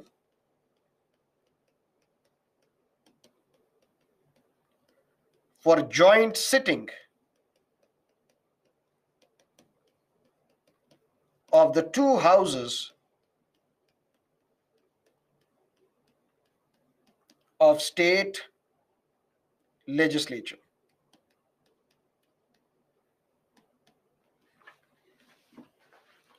Clear? That means a bill is passed by Legislative Council. It is sent to Legislative Assembly. If Legislative Assembly passes this bill, there is no dispute because both houses agree with this bill, the bill is passed. If Legislative Council passes a bill and it is rejected by the Legislative Assembly, then Legislative Assembly, once it rejects this bill, the bill is dead, it can never become a law. That means there is no provision for a joint sitting of the 2 houses of the state legislature, unlike Parliament. Which means such is the inferior role of Legislative Council that a bill which it passes, if it is rejected by the Legislative Assembly, the bill is dead, it can never become a law. So why should Legislative Assembly, Legislative Council continue? Abolish them. Number 1. Number 2. Imagine this is Legislative Assembly and now this is Legislative Council. Now the bill has originated in Legislative Assembly. If Legislative Assembly passes a bill, it is sent to Legislative Council. Legislative Council also passes the bill. There is no dispute, the bill is passed. Both houses agree. Legislative Assembly passes a bill. What are the other options available with Legislative Council? It may reject a bill. It may amend a bill. It may not act on that bill. If Legislative Assembly has passed a bill and the Legislative Council it has rejected this bill. If the Legislative Council has rejected this bill will go back to Lok Sabha. Lok Sabha is now angry. How dare you reject our bill? If Legislative Council passes the same bill again, and now it is sent to Legislative Council. Legislative Council says, oh, this is the same bill which we rejected in the past. We will reject it again. The moment Legislative Council rejects this again, it shall be deemed to have been passed.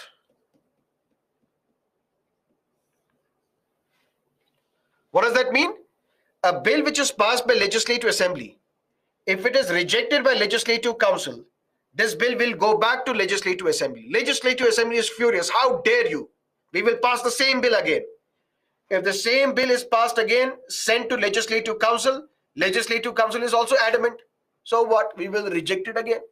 The moment Legislative Council rejects it again, the bill is passed. That means it shall be deemed to have been passed. That means Legislative Council is inferior. When you reject it again, the bill is passed. That means Lok Sabha, Legislative Assembly's will prevails. But if Legislative Assembly passes a bill, Legislative Council amends this bill.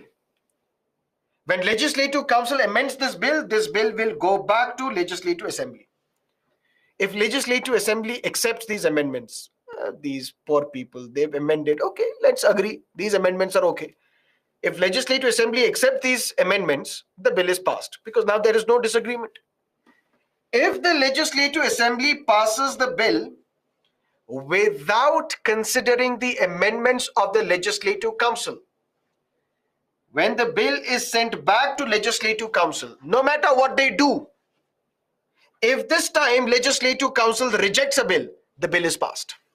If this time Legislative Council again amends the bill, even then the bill is passed. That means Legislative Council has an inferior role. But Legislative Assembly passes a bill, this bill is sent to Legislative Council.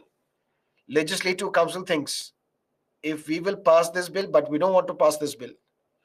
If we reject this bill and then this bill will go back, then they will send it back. Even then, if we reject, nothing will happen, the bill is passed. No, we can't reject this bill. Okay, if we amend this bill, let's see what Legislative Assembly will say. Legislative Assembly does not consider these amendments. The bill is sent again. If you amend it again, doesn't matter, your amendments are of no value, the bill is passed in the same shape and form as was sent by Legislative Assembly. Legislative Council is not now acting on this bill. Not acting. Day is over, week over, month over, 2 months over, 3 months are over. Now once 3 months are over, when the Legislative Council does not act on this bill for 3 months, then this bill will go back to Legislative Assembly. Legislative Assembly passes it again. How dare you keep our bill waiting and pending for 3 months? How dare you? The bill is sent back. Legislative Council says, oh, this is the same bill which we kept pending for 3 months. Let's not act on this bill at all. Let's sleep. 1 month is over, after which the bill is sent back. 3 months, the bill was kept pending. It was sent back. Now Legislative Assembly has passed the same bill again. Now it is sent to Legislative Council. Legislative Council is not acting on this bill. 1 month is over. 1 month is over. The bill is deemed to have been passed. That means maximum that Legislative Council can do, it can delay the passage of a bill by 4 months. 3 months, first time, 1 month, the second time, maximum it can do, it can delay the passage of a bill by 4 months. That is why we say Legislative Council is the secondary chamber of the state legislature. It is not the second chamber of the state legislature. It is secondary, which means it is inferior. When it is inferior, why continue? Abolish it. And at the same time, this Legislative Council is like a retirement home of politicians. Retirement home of politicians in the sense, there is a politician, he has been playing an active role for many years, many decades. Now he has to retire. We can't make him a minister. We can't make him an MLA as well. We can't give him ticket to contest the election as well. Now we have to rehabilitate him. How do we rehabilitate? You please go and stay in legislative council. Take salary, take allowances, take chauffeur-driven car, take a bungalow as well. Stay there, retire peacefully, and your term is 6 years. Be good. So if legislative council has an inferior role when it comes to legislative agenda, and at the same time it is like a retirement home of politicians, why should legislative councils continue? Legislative council should be abolished. But there are others who say legislative council should continue because these are good institutions. Why? They represent diversity. How do these legislative councils represent diversity? Listen to me carefully. If you look at Lok Sabha, all the members of Lok Sabha are elected by the people, directly elected by the people. Yes, there is reservation for SCs and STs, but all of them are elected by the people. Rajya Sabha, we see some members are elected by the states, some members are nominated from the fields of art, literature, science, social service. Similarly, in Legislative Assembly, all these people are directly elected by the people. Yes, there is reservation for SCs and STs, but all these people are directly elected by the people. Legislative Council is different in terms of its composition. Constitution does not talk about a fixed number of its composition. What should be the number of MLCs in the Legislative Council? Constitution talks about a range. And what is the range? Minimum, we can have 40 MLCs, 40 members of the Legislative Council. And the maximum strength of a Legislative Council is 1/3 of the strength of the Legislative Assembly. Whatever the strength of the Legislative Assembly, 1/3 of that can become the maximum strength of the Legislative Council. That means Legislative Council will have minimum 40 MLCs, maximum it can go up to is 1/3 of the strength of the Legislative Assembly. But all these MLCs, they represent diversity. Diversity in the sense, some MLCs are elected by MLAs. Members of the Legislative Assembly of Andhra Pradesh will vote to elect MLCs to the Legislative Council. Some members will be elected by local bodies. Local bodies, Panchayati Raj institutions, municipalities, they will vote to elect some MLCs to the Legislative Council. Some MLCs will be nominated by the governor of that state from the fields of art, literature, science, social service, and one more thing has been added for a Legislative Council, cooperative service.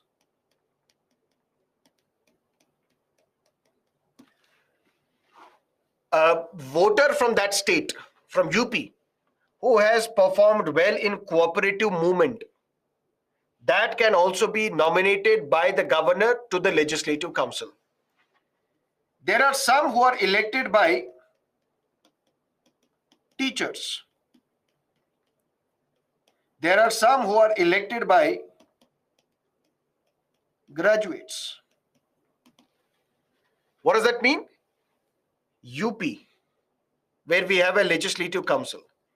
In the entire state, we will look at who are the teachers who have been teaching in the government schools, who are the teachers who are teaching at secondary level or above, 10th or above standard. All the teachers who are teaching the students 10th standard or above, they will form a constituency. only they will vote to elect some representatives to the Legislative Council. Similarly, all the graduates of graduates of UP, those who have been graduating, in the sense whether it is 10 plus 2 plus 3 or 10 plus 2 plus 4 or 10 plus 2 plus 5, whether you are a graduate with 3 years graduation degree, 4 years graduation degree, 5 years graduation degree, doesn't matter. You are a graduate. All the graduates of UP, they will elect some representatives to the Legislative Council. So there are people who say Legislative Council should continue because it represents a diversity which is not seen in any other house. In any other house, either we have nominated or elected. But here we have nominated as well as elected, but elected through various means. Elected by MLAs, elected by local bodies, elected by teachers, elected by graduates, nominated by the governor. That's the beauty of this Legislative Council. So let it continue. Plus,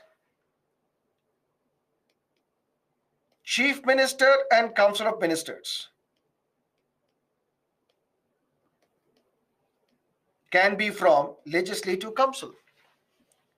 Shri Uddhav Thackeray, when he was appointed as the Chief Minister of Maharashtra, he was not a member of Legislative Assembly. He was not a member of Legislative Council. Even then, he was appointed as the Chief Minister. But within 6 months, you have to get elected. You have to become a member of either Legislative Assembly or Legislative Council. He was then nominated to the Legislative Council.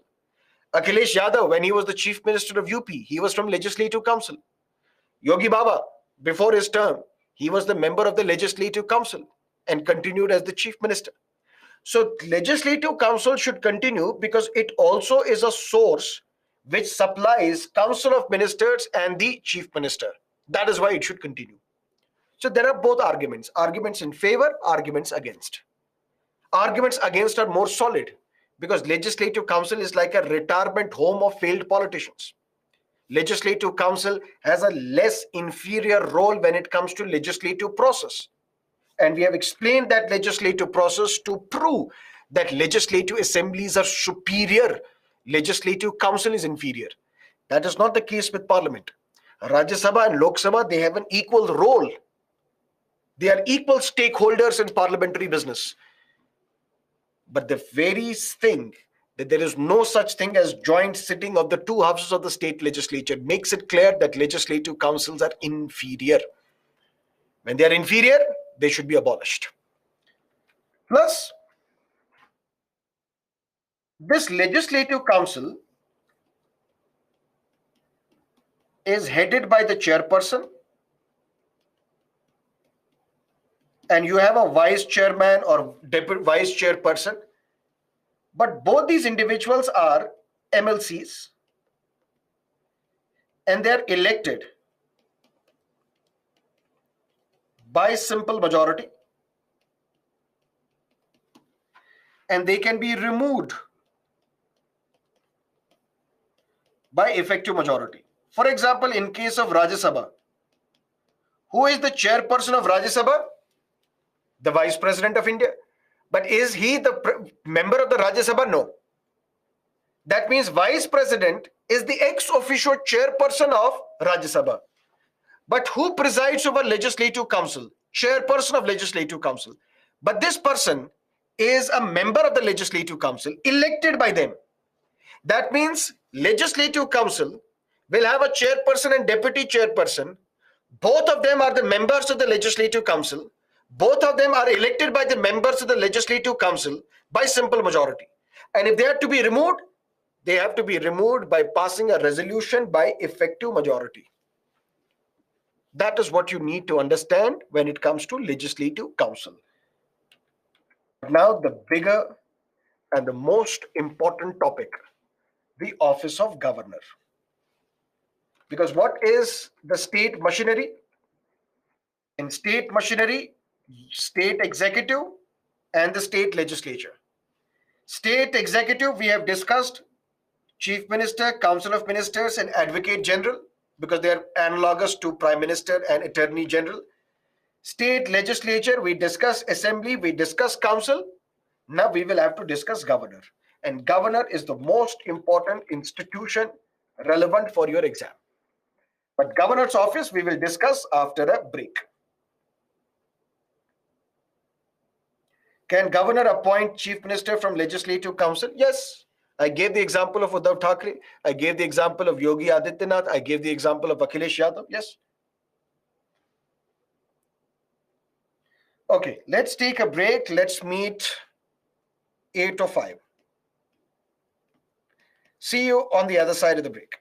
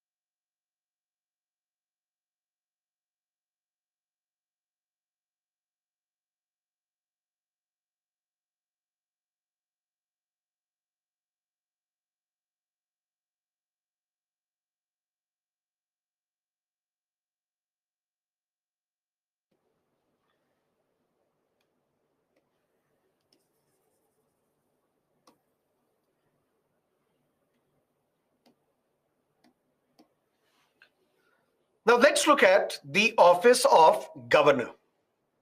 Constitution says every state shall have a governor, and initially there used to be one governor for one state. Then 7th Constitutional Amendment Act was passed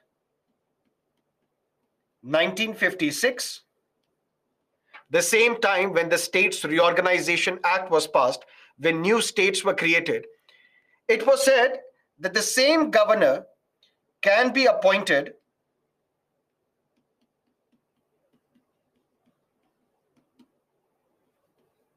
to more than one state.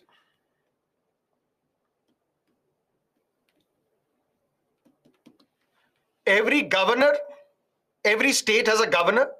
Previously, it was one governor for one state, different governor for a different state. 7th Constitutional Amendment Act was passed in 1956, where you can have a governor who can be the governor of more than one state as well. For example, right now, the governor of Andhra Pradesh, she is the governor of the lieutenant governor of the Puducherry as well. So the same governor can be appointed to more than one state or union territories. What does Constitution talk about the qualification of those who want to be appointed as the governor of a state? There are only two qualifications mentioned in the Constitution. One, you should be the citizen of India and you must have completed 35 years of age. These are the only two qualifications mentioned in the Constitution. If you are a citizen of India, you have completed 35 years of age, you are eligible, qualified to be appointed as the governor of a state. But additionally, two conventions have been developing. Convention, unwritten rule, not mentioned anywhere, but something that we follow. And what are these conventions? Number one, chief minister shall be consulted.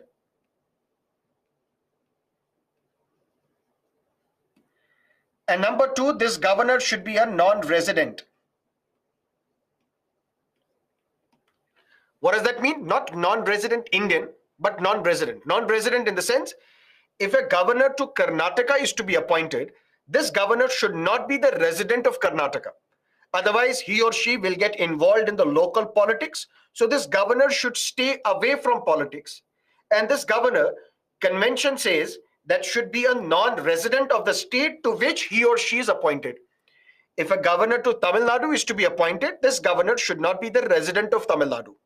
And another convention is, whenever a governor to Bihar is to be appointed, for example, the chief minister of that state shall be consulted by the government, by the president of India. Because Constitution says, governor shall be appointed by the president.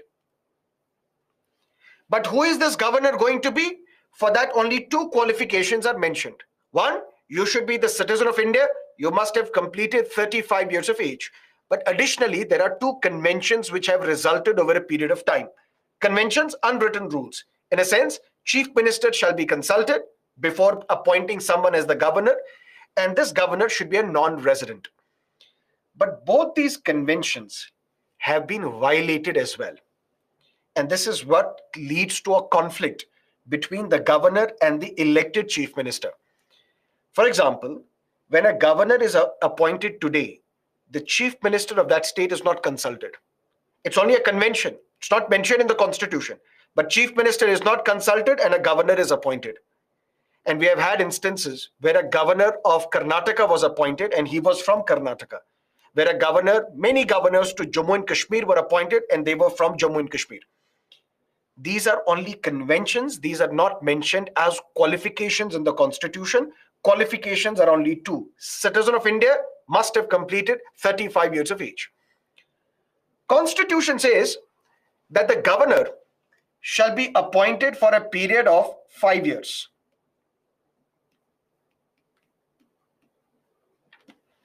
Is it mentioned in the Constitution what is the term of office of a governor? For how many years the governor will be appointed to a state? Yes, the term is mentioned, and that is 5 years. The governor shall remain in office after being appointed by the president in a state for a period of 5 years. But then this is subject to doctrine of pleasure. And this doctrine of pleasure means that there is no security of tenure. The governor is appointed today. The very next day, the governor can be removed. Although the term is 5 years, but Constitution says subject to the pleasure of the president, which is not the personal pleasure of the president, which is basically the pleasure of the prime minister. 2014, when Mr. Modi came to power, there were governors in various states which were appointed by the previous government, previous UPA Congress government. All these governments, with few exceptions, there were 3 exceptions, 3 governors were not touched.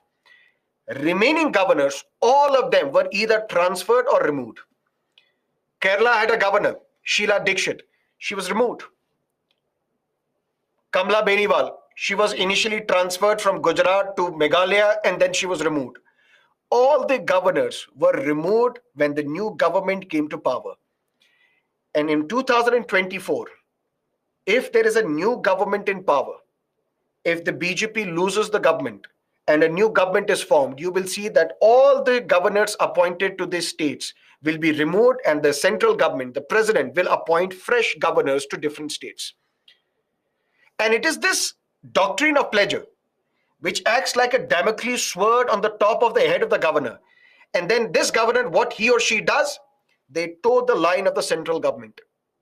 Whatever the central government is telling him or her, you abide by that. Because if you don't abide by whatever the central government is telling you, you will be removed, you will be transferred, you will be sacked. That means although the Constitution says that there shall be a tenure of 5 years, but that is subject to the pleasure of the president. At any point in time, the president, on the advice of the prime minister, can remove you, can transfer you, can appoint a new governor to that state. But what is the role of this governor? Constitution says under Article 163 that there shall be a council of ministers with chief minister at its head to aid and advise the governor, who shall act on that advice, except when the governor is to act in his or her discretion. This is similar to Article 74 of the Constitution, which says there shall be council of ministers headed by the prime minister to aid and advise the president, who shall act on that advice, except the president may ask for reconsideration of that advice. But if the same advice is given again, it is binding on the president to accept that advice. But governor is slightly different. That is why I say governor's office enjoys not only influence, power as well. And the president's office only enjoys influence. You stay at Rashtrapati Bhavan, you have an influence. Whenever a function is organized, you will be the first person seated in the front row. You only have influence, you don't have power. The power is with the governor. Why? Because Constitution says the chief minister and the council of ministers, whatever advice they give the governor, it is binding on the governor, except when the governor has to act in his discretion. Discretion in the sense when the governor has to act without the aid and advice of the chief minister and his council of ministers. Whenever governor has to do something without accepting the aid and advice of the chief minister and his council of ministers. Now this is where the problem is. The problem is, what is this discretion? It is not defined in the Constitution.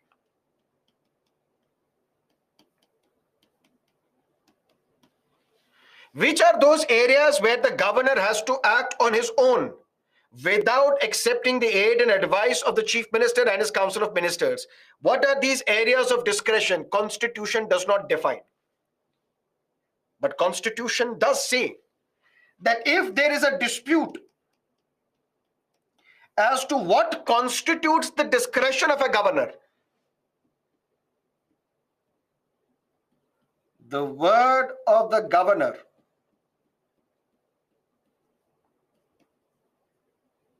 shall be final. Constitution says there shall be council of ministers headed by the chief minister to aid and advise the governor, who shall act on that advice, except when the governor has to act in his discretion, in his individual capacity, without going by the advice of the chief minister and his council of ministers. But what are these discretionary powers of the governor? We don't know, because these have not been explained, defined in the constitution. But constitution does say, if there is a dispute as to what constitutes the discretionary power of the governor, the word of the governor shall be final. That means if I am the governor, I get to decide what are my discretionary powers, and what are my discretionary powers, those shall be final and binding.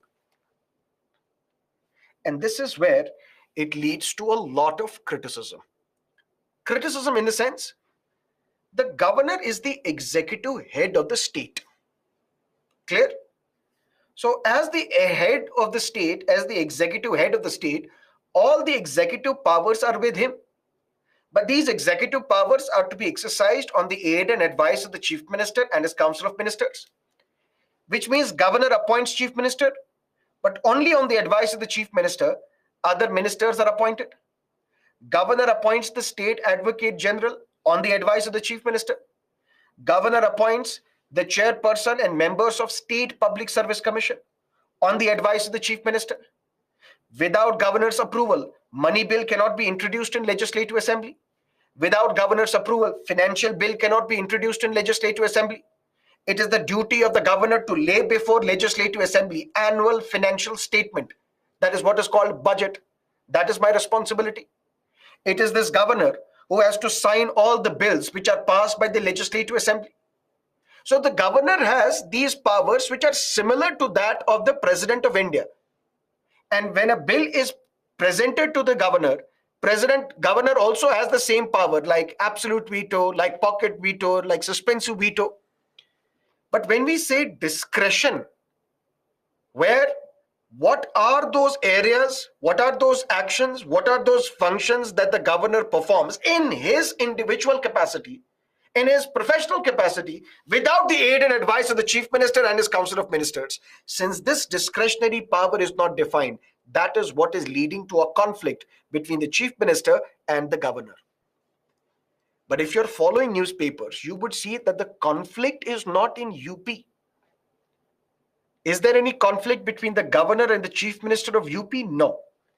Is there a conflict between the governor of chief minister of Madhya Pradesh and governor of Madhya Pradesh? No. Is there a dispute between the governor of Maharashtra now and the chief minister of Maharashtra? No. But previously it was. Because the governor was appointed by the ruling party at the center, and the government in that state was of the opposition. There is a conflict between Governor Arif Muhammad Khan and the chief minister, Mr. Pinarayi Vijayan. Why? Because the government is from the opposition and the governor is appointed by the ruling party. There's a conflict between West Bengal chief minister and the governor. That means there's a conflict between the governors appointed by the ruling political party at the center in a state which is ruled by the opposition. And this is where there is a lot of criticism. The criticism is first in choosing the chief minister. Constitution says chief minister shall be appointed by the governor. But who is this chief minister going to be is not mentioned. Does that mean the governor has a discretion in choosing a chief minister? Yes. How is this discretionary power misused, overused, abused, hyperused by the governor? Let's look at the instances. Instances are, if there is a political party which has won the election, the governor does not have the discretion. The governor has to appoint the leader of that party which has won the election. For example, in Himachal Pradesh, Congress won the election. The governor did not say that I will appoint a member from the BJP as the chief minister, because the Congress has won the election. Their leader is now appointed as the chief minister. But the problem arises when there is a hung assembly. Hung assembly in the sense where no political party has the majority. There is a legislative assembly which has, for example, 200 MLAs. 200 MLAs, no political party has the simple majority. In this case, this governor misuses the discretion. How? Something happened in Karnataka in 2017, and something happened in Goa. In Karnataka, elections were held. BJP emerged as the single largest party, but it did not have the majority. Now, what happened? Congress and the JDS, Janata Dal Secular of Mr. Devagowda, Kumaraswamy, they decided to come together to form the government. And they decided that Mr. Kumaraswamy will become the chief minister. They approached the governor. Governor, Mr. Vala, how are you? Said, I'm very good. How are you? You see, please appoint me as the chief minister. Why? Because we have the majority. These are the numbers. Congress and the JDS, come here. We have decided to come together and we will form a government in Karnataka. Mr. Vala said, but since it is a hung assembly, right, sir? And no political party has the majority. Absolutely, sir. You're absolutely right. So I will give the first opportunity to the BJP. Why? Because BJP is the single largest party. Mr. Yediyurappa, please come. Form the government. You are now the chief minister of Karnataka. But sir, we have the majority. We have the numbers. Doesn't matter. I have to see what the constitution says. I have to appoint the chief minister. So since no political party has the majority, I will invite the leader of the single largest party, Mr. Yediyurappa. You please form the government. So sure, sir, I'll form the government. Same time, something happened in Goa. 40-member assembly in Goa, no political party has the majority. Congress emerged as the single largest party with 17 MLAs. And Congress MLAs rushed to Raj Bhavan, which is the office and house of residence of the governor. The governor, Ms. Mukherjee, was there. Madam, single largest party, give us the opportunity, we'll form the government, appoint him as the chief minister. But there is hung assembly. Yes, madam, but as per the convention, see what happened in Karnataka. You have to invite the leader of the single largest party to form the government. The single largest party is the Congress. Please invite us to form the government. We'll form the government. No, it doesn't work like that. I have to be sure about the stability of the government. So it is not only that the leader of the single largest party should be invited to form the government. I have to be concerned about stability. The government should be stable. BJP, come. Why BJP? It is the second largest party. But BJP and these smaller parties, MGP and others, they have decided to come together. They have given me names and on paper they have the majority. So it is not mentioned in the constitution that I have to invite the leader of the single largest party to form the government. I have to be concerned about, I have to invite that party, which I believe will be able to form a stable government. And only the BJP and the allies, because they've decided to come together, they have the required majority, they will be able to form the government. Congress said this is cheating. In Karnataka, leader of the single largest party. In Goa, stable government. So in choosing a chief minister, the governor misuses the discretion. And that is the accusation against the governor, because there is no clarity. No clarity? Okay. In testing the majority, Yediyurappa, when he was appointed as the chief minister, he said, I need some time to prove my majority. I said, why? You don't have numbers? No, you see, Congress, that party is to be split. So we will take some MLAs from Congress, we'll take some MLAs from JDS. Give me some time because, you see, money is required. So we'll give them money, we will buy them, give us some time. How much time do you need? So 1 week, 15 days maximum. Amit Shah is with us, we'll take 10 days.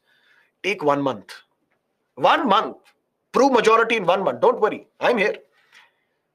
The other chief minister of an opposition state, Congress, prove majority now. Prove majority in 1 week. Prove majority in 3 days. Prove majority in 7 days. In testing the majority, the governor misusing the discretion. And something bizarre happened few years ago in 2 similar states, Rajasthan and Madhya Pradesh. In Madhya Pradesh, Kamal Nath was the chief minister. Congress had the majority. But some of the Congress MLAs, they resigned. They joined the BJP. When they joined the BJP, and now we know Kamal Nath does not have the majority. The governor is asking Kamal Nath, come here. Yes. Prove your majority on the floor of the Legislative Assembly. I have to test whether you have the majority because according to reports, some MLAs have resigned. Sir, give me some time. Why? Sir, COVID-19. If we assemble, it will lead to spread of the virus. COVID-19, please. Said, no, what COVID-19? Don't worry. This is democracy. And you can't play with democracy in the name of COVID-19. Prove majority. Sir, COVID-19. Forget about it. Prove majority. Okay. Rajasthan also something happened. Sachin Pilot rebelled against Ashok Gehlot and he left with some 13 MLAs. But Ashok Gehlot was clever. He said, I have the majority. He got some members from the Bahujan Samajwadi Party. You join me, you support me. And now Ashok Gehlot is telling the governor, I will prove my majority. You have not asked me to prove my majority. I will prove my majority on the floor of the Legislative Assembly. Because if I prove my majority today, then vote of confidence, vote of no confidence can be issued against me only after 6 months. That means 6 months I will be safe. And for 6 months, I will teach Sachin Pilot a lesson. The governor says, no, there is no need to prove majority right now. Why? COVID-19. Sir, there is COVID-19 in Madhya Pradesh as well. I'm not concerned about that. COVID-19, we will not have majority test right now. Why? Because I got a call from Delhi.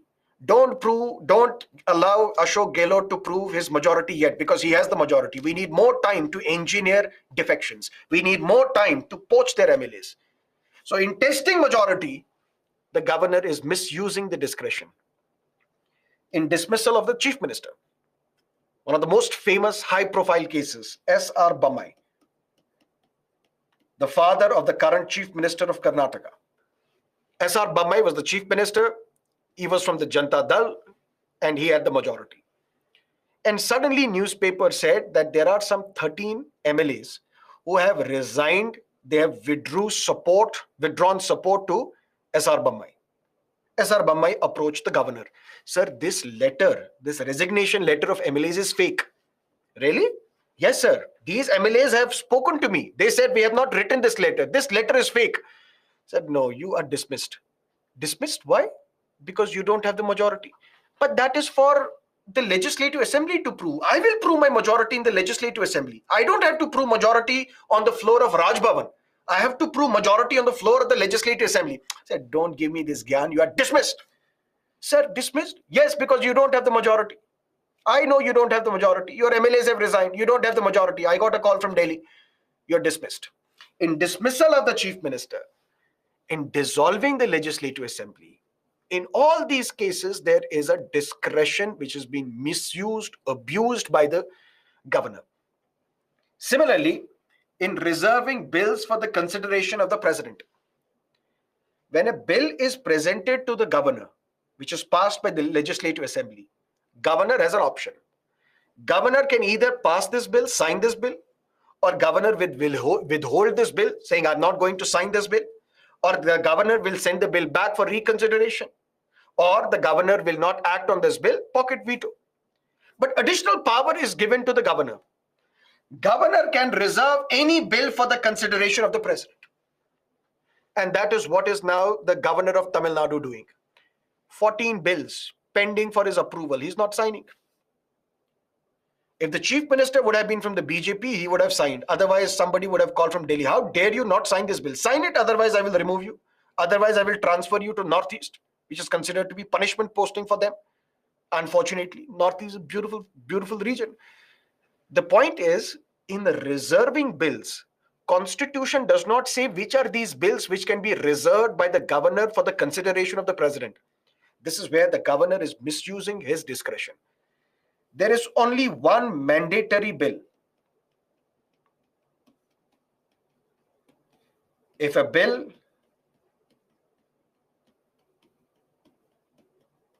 threatens the power of the High Court, listen to me carefully, if the Legislative Assembly of a state passes a bill which threatens the power of the state High Court, which snatches the power of the state High Court, which violates the jurisdiction of the state High Court, such a bill, when it is given to the governor, it is mandatory for the governor.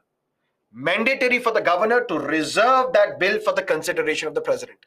Only in this instance, it is mandatory for the governor to reserve this bill for the consideration of the president. All other bills, governor has a discretion. He can reserve any bill for the consideration of the president. He can even reserve a money bill for the consideration of the president. And this is where the governor has been misusing his powers. For that, there was a committee set up in 1980s, 1983, Sarkaria Commission. Sarkaria Commission gave up its report in 1988. Sarkaria Commission was basically set up on center-state relations because we are a federal polity where states have their own existence. The center has its own power. How can they exist together, cooperate with each other for the larger national interest, for the larger national project? But there are tussles between the chief minister and the governor. There is dispute between the center and the states. How do we resolve these conflicts? For that, a commission was set up known as Sarkaria Commission. And Sarkaria Commission gave specific report on the governor. But these recommendations have not been accepted by the government.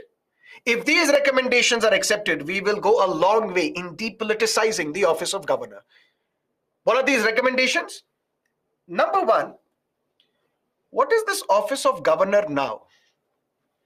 GC Kataria, Rajasthan, he was leader of opposition in Rajasthan Legislative Assembly. But now there are elections going to be conducted in Rajasthan. There is one lobby of the BJP which is led by Vasundhara Raje. There was another lobby led by Gulab Chand Kataria, who was the leader of the opposition in Legislative Assembly. Now the BJP wants to win Rajasthan elections anyhow, and that is normal as well. Political parties contest elections to win the election. They don't contest election to lose the election. So you want to win. But then Gulab Chand Kataria should be given some retirement job. Retirement job, send him to Assam as the governor. Najma Heptullah, she was the minister, union minister for minority affairs. And it is a self-declared rule, although not mentioned anywhere, but there is this general perception that Mr. Modi does not want any minister above the age of 75. 75 is the upper limit. Above 75, you will not continue as a minister. Now, Najma Heptullah completed 75 years. She cannot continue as a minister now. Retire her. But how do we make her retire? We have to rehabilitate her, send her to Manipur as the governor of Manipur. So now this Raj Bhavan is occupied by political discards. This Raj Bhavan is occupied by politicians. And politicians, their bread and butter is politics. So when politicians are appointed to Raj Bhavan, they will start politics, they will start interfering in the governance, they will needle the chief ministers, and ultimately India as a national project gets weakened. Sarkaria Commission said, don't do this. Appoint somebody who is eminent in some walk of life as a governor. If I were to ask you, who was the best Indian president ever? Can you name that individual?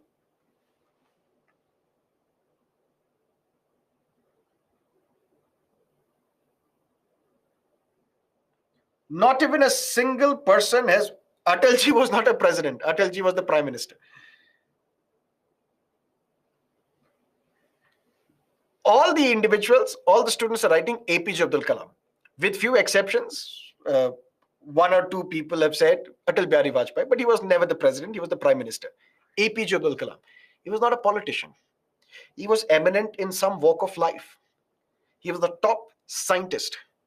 Yet, despite being a scientist, a man who made India a nuclear power, a Bharat Ratna in his true sense, when this person was appointed as the president, he performed his duties impartially, even sent the bill back to the Lok Sabha to reconsider Office of Profit Bill. When there were riots in Gujarat, he was the president of India. He decided that he will go to Gujarat. Atal Bihari Vajpayee was the prime minister. He advised president, don't go. It won't look nice. It will be like, it won't be politically correct. He didn't agree. He went and took part in some of the meetings in Gujarat.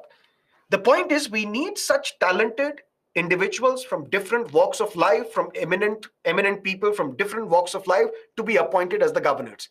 And when such individuals are appointed as governors, they won't do politics. They will abide by the constitution. Sarkaria Commission said, while appointing the governors, following criteria should be satisfied. This person should be eminent in some walk of life. This person should be from outside the state so that he doesn't interfere in the local politics. He should be detached figure and not intimately connected with the local politics of that state. Detached political figure. Imagine a situation. We had Mr. Kailash Vijayvargiya. a senior member of the BJP. I'm taking the name of the BJP only because BJP is the ruling party at the center. It can be Congress tomorrow. It can be any other party later. But Mr. Kailash Vijayvargiya, he was the General Secretary of the BJP in charge of the West Bengal elections. But the BJP lost the election. Mamta Didi won the election. Imagine a situation that the same guy, Mr. Kailash Vijayvargiya, who is from Madhya Pradesh, is appointed as the governor of West Bengal now. So throughout the election campaign, he criticized Mamta Didi. Now, when Mamta Didi will send a proposal to Kailash Vijayvargiya, he would laugh, smile at her, said, see how the tables have turned. Why will I accept your advice? Where is it mentioned in the constitution that your advice is binding on me? I have my discretion. I will not accept this. Sir, please, I will not. Sir, we need to release salary for the employees. I will not. Let you suffer. I will not do that. Such people should not be appointed, according to Sarkaria Commission. He should be a person who has not taken too great part in politics generally and particularly in the recent past. There may be an individual who was a politician once, but now he's a detached political figure, is not taken interest in politics recently. Appoint that individual. We are not saying that don't appoint politicians. We are only saying appoint those politicians who are detached from that politics of that state or who have not taken interest in politics recently. Because governor's office is a ceremonial post. It's a titular post.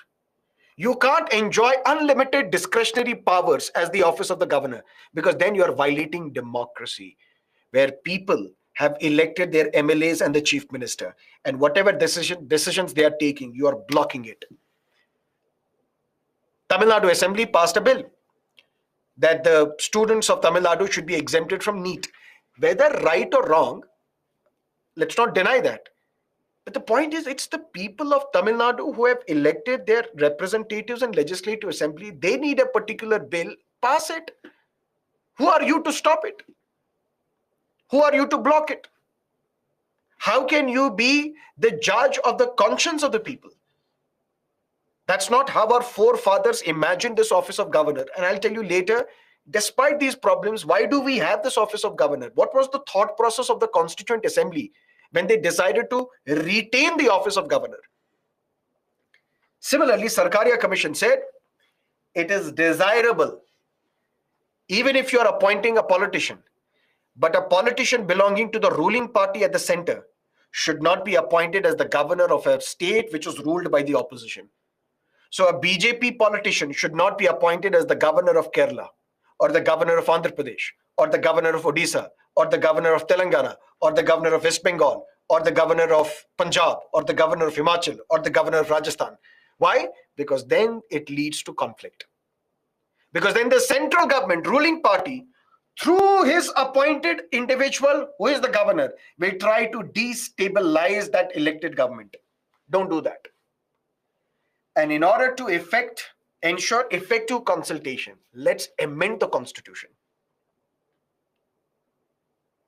Because constitution says who is qualified to be appointed as the governor? A citizen of India who has completed 35 years of age. Why can't we amend the constitution and say the governor of a state shall be appointed by the president after consultation with the chief minister of that state? Don't give power to the chief minister, but at least give chief minister a list that these are 4 people on our minds, and please pick one individual as the governor. So we are not asking the chief minister, you tell us who should be the governor of your state. Mamta Didi will say, my nephew is very cute. Appoint him as the governor. Don't give power to the chief minister. But at least the 4 names or 5 names that you have proposed, give chief minister, the democratically elected chief minister, the right to choose one. Consult her. Maybe she has an opinion on a particular individual. And this doctrine of pleasure should be removed. In a sense, the governor should be provided with a fixed tenure of 5 years. Why? Because this lack of security of tenure, if I am appointed as the governor today and the central government tells me to do something, block this bill. If I say, no, I don't want to block, removed. So will I save my chair or will I save my conscience? I'll save my chair. and I will do whatever the central government is telling me to do. So ensure that we depoliticize the office of governor by following and accepting the recommendations of the Sarkaria Commission. Clear? There are some who say office of governor should be abolished. Let this office not continue. Let's abolish this office of governor. There are others who say, no, this office of governor should continue. And there are others who say office of governor should continue, but with reforms. But to understand that, we need to first understand what is the origin of this office. During the colonial period, when British Parliament allowed Indians that you can participate in elections, you can elect your representatives. But the British also kept one door open. Open in the sense, Indians will vote, Indians will elect their representatives. These representatives will make laws for the entire country. But if there is a law, if there is a bill which is passed by the Indians, which goes against the interests of the Queen, which goes against the interests of the British Empire, which goes against the interests of the British Parliament, that bill will be blocked. By whom? By the governor. So the origin of this is the Government of India Act 1935. When Office of Governor was created in the sense, Office of Governor was even before, but under the Government of India Act, when people were allowed to contest elections, participate in the elections, to elect their representatives, let them pass a bill, this governor was given the veto that he can refuse to sign a bill which he thinks goes against the interest of the sovereign, goes against the interest of the Queen, goes against the interest of the British Empire. And we have retained same provisions, similar provisions, absolutely copy-paste provisions of the Government of India Act in Indian Constitution. The only thing now is replace the Queen, replace the British Empire with the central government. Now any bill which is passed by the state can be blocked by this representative of the center. So we have replaced this governor who was acting as a stooge, as the agent of the British Empire. We have replaced this governor. Now this governor, sorry to use this word, is now the stooge or the agent of the central government. That's why people say abolish this office of governor. But then why did the Constituent Assembly retain this office of governor? Did they not imagine that this situation would arise sometime later? K.T. Shah, for example, a member of the Constituent Assembly, he said this governor would inevitably be biased in his functioning, and his actions would remain at odds with popularly elected ministers. Don't have the office of governor, because this governor will be biased, appointed by the center, can be removed by the center, but he works in a state. This governor will be biased, and the people who have been directly elected by the people of that state, they will lose their voice. Let's not have the office of governor. Powers of governor were almost copy-paste of the Government of India Act 1935. Despite vehement protest in the Constituent Assembly, the office of governor was still retained. Why? Because of two reasons. Reason number one, the Constituent Assembly said that there is a dearth of competent legislators in the states. We've just come out of colonialism. We have gained independence. Now we have these elected representatives. These elected representatives, we are a poor country. We are not literate as well, highly literate society. So the representatives who will be elected in the Legislative Assembly, they may not be talented. They may pass bills which may be horrible, which may be lackadaisical, which may be simply foolish laws. So there should be a governor. If he comes across that foolish bill, you should block it. Because we have the dearth of competent legislators in the states. And second, a certain element, a certain amount of centralization of power is necessary. Necessary in the sense, and for that you have to understand the psyche of the members of the Constituent Assembly. 1947, India became independent, but after paying a price of the partition. the country was partitioned into India and Pakistan. After independence, this hard-fought independence, now we have different states. We have different states with different idea, different ideology, different castes, different religions, different linguistic groups, different cuisine, different lifestyle. Everything is different. Tribal identity. What if there is a state which will decide to come out of the Union of India, which will do some, if we give states unlimited power to do whatever they want to do, maybe they will pass a bill which will go against the sovereignty of India. Maybe they will pass a bill which will, and through that bill, they will declare independence. So there should be somebody who can block this, and that individual is the office of governor. Governor will not be there to destabilize that state. Governor will be there just to keep an eye on that state so that that state does not come out of the Union of India, so that that state does not go against the central government, so that that state does not violate the constitution. It is for this reason that we have the office of governor. So despite protest in the Constituent Assembly about retaining the office of governor, and the provisions were similar to the office of governor created under the Government of India Act 1935. And in that act, we saw how the governor was blocking the bills of the legislatures. Members of the Constituent Assembly said, are you replacing this viceroy with a new viceroy who is now going to be the governor of a state? Constituent Assembly said, we still need this office of governor for two reasons. There is a lack of competent legislators in the states. And second, a certain amount of centralization of power is necessary. Otherwise, India will not remain united. And it is for this reason that there are people who say that the office of governor is indispensable.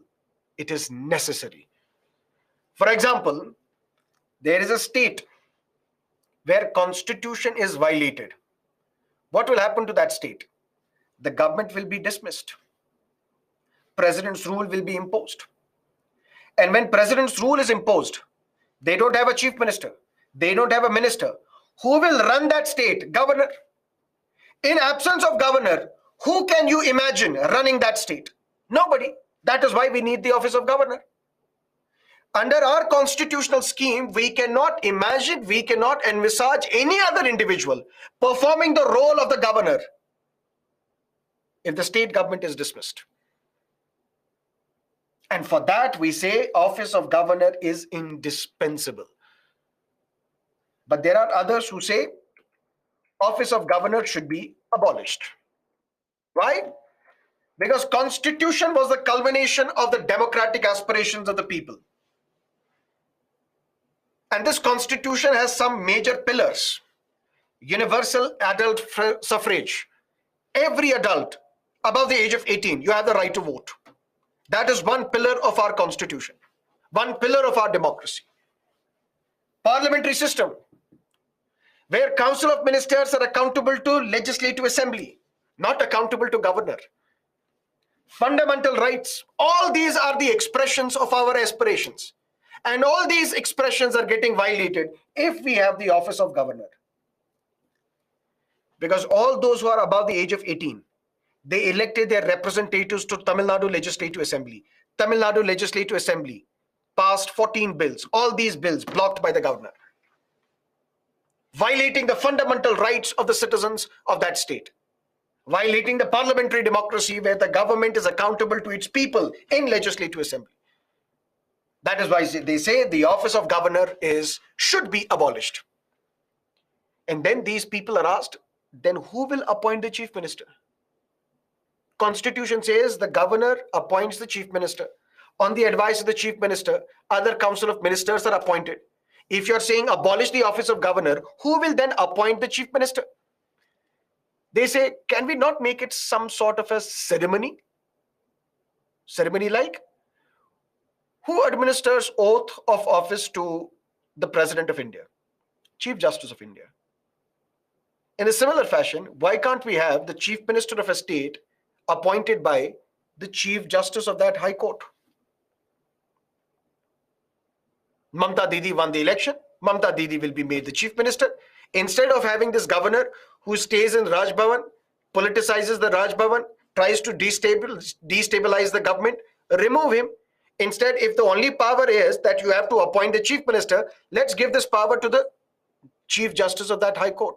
So just a ceremony is to be conducted, held, where the chief justice will come, swear in the elected chief minister, and the job is done. But then these people are asked, but what if there is a hung assembly? In hung assembly, we don't know who is going to be the chief minister. So who will decide that? They say there should be no discretion for the governor. Let's amend the constitution. Let's amend the constitution so that there is no discretion to the governor. So that this Chief Justice of India, Chief Justice of that High Court, he or she will appoint the leader of the political party which has won the election. You become the Chief Minister. If there is no political party which has won the election, then the first opportunity should be given to the parties that was formed prior to the elections. Prior to the elections in the sense, for example, Maharashtra. Elections were held in Maharashtra. No political party was able to form the government on its own. No political party got the majority. But BJP and Shiv Sena, they were in pre-poll alliance. That means before the poll, before the election, they were in an alliance that they will contest the elections together. Indian National Congress and Nationalist Congress Party, NCP of Sharad Pawar, they were also in a pre-poll alliance. So if there is election, results are declared, BJP wins the election, appoint the leader of the BJP as the chief minister. Who will appoint? The Chief Justice of that High Court.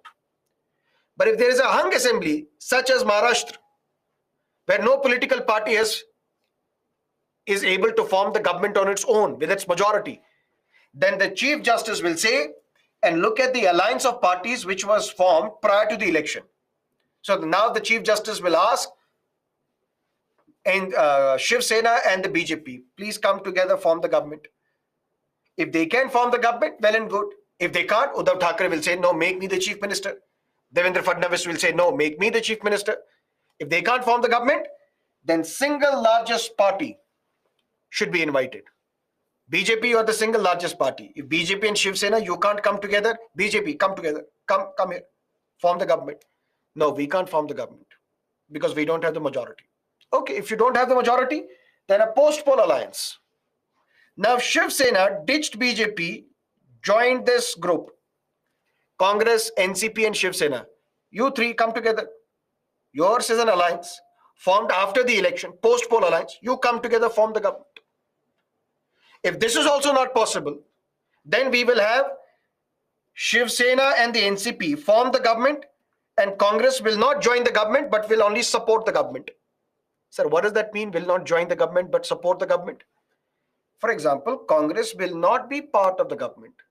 Congress MLAs will not be made ministers, but Congress MLAs will be like a shield to this ministry, to this government. If BJP introduces a no confidence motion, Congress will vote in favor of this government and vote against the BJP. So Congress will support this government, but from outside. It will not join the government. It will not become ministers, but they will support the government from outside. Now, you might ask, why would Congress do that? It may be for any reason. Congress does not want to be seen as close to Shiv Sena. Maybe, whatever the reason. So this group, when it is mentioned, this logical explanation, when it is provided in the constitution itself, then there is no need for any discretion. The Chief Justice will know elections are over. Okay, who is going to be the Chief Minister? Leader of the political party which has won the election. Come, form the government. Not possible? Pre-poll alliance. Come. Not possible? Leader of the single largest party. Not possible? Post-poll alliance. Not possible? Some alliance where some parties support the government, some parties are outside the government. Not possible? Dissolve Legislative Assembly. Let's have fresh elections. In this way, there will be no discretion. In this way, there will be no criticism at all. And that is why the opponents of this office, they say, abolish the office of governor. If we need the office of governor to appoint the chief minister, let's reduce it to a ceremonial post, which will be done by the Chief Justice of that High Court. I would go a step further. This is the office of governor. What are the powers available with the governor? What is the discretion available with the governor? What is the controversy? What is the criticism? Everything we know. But there are some who say office of governor should continue the way it is because it is indispensable because of the reasons given in the Constituent Assembly, because of the indispensability of this office. There are others who say abolish this. Let's take the middle route. Let's say let the office of governor continue, but with some reforms. Instead of this to be followed by the Chief Justice, why don't we amend the Constitution and say this should be followed, this sequence should be followed by the governor, so that the governor does not have a discretion at all. Apart from these amendments, why don't we accept the recommendations of the Sarkaria Commission, where we will depoliticize the office of the governor? And not just that, why don't we look at the Punchi Commission? Madan Mohan Punchi, he was a judge. A commission was set up in 2007. He was asked, please take a look at the office of governor and suggest some reform. He said, why are you coming after every few years? Previously, Sarkaria Commission, you asked for some recommendations. You did not accept those recommendations. Now you are asking me? I said, please give suggestions. We want to reform the office of governor. I said, okay, I'll give suggestions, but I know you will not accept it. Still, I will give the suggestions. Suggestion number one, the incumbent, the governor, should stay away from active politics even at a local level for at least 2 years prior to appointment. I am a politician, but I retired from active politics 2 years ago. I can be appointed as the governor, according to Punchi Commission. There should be a say of the state's chief minister while making the governor's appointment, just like what Sarkaria Commission said. A committee should be formed which should be entrusted with the task of appointment of governors. Right now, the governor is appointed by the president on the advice of the prime minister. Why can't we have a committee? Committee which will look at various names, discuss various names, and then come up with a proposal. Committee may include prime minister, home minister, and Lok Sabha speaker, and the concerned chief minister. But Madan Mohan Punchi, maybe he did not realize that prime minister is part of the ruling party at the center. Home minister is part of the ruling party at the center. Speaker is part of the ruling political party at the center. So it will be like a committee which will have 3 people ganged up against the chief minister. You say a name, we will not accept this. But whatever, with all naivety, the Punchi Commission recommended that there should be a committee. Doctrine of pleasure should be deleted from the Constitution when it comes to the office of the governor. That means governor should have a secure 5-year tenure. At the same time, the governor should be removed only on the basis of the resolution of the state legislature.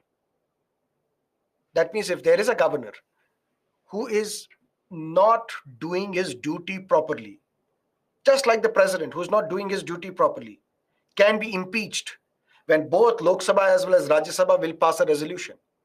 In the similar fashion, if there is a governor who is not doing his duty or her duty and is interfering in the local politics, state legislature should be allowed to pass a resolution calling for the removal of that individual.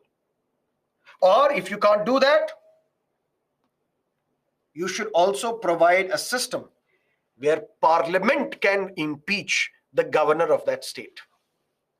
But Punchi Commission said, right of a governor to sanction prosecution of ministers against the advice of the state government, this shall continue and this should continue. For example, there is a minister involved in corruption.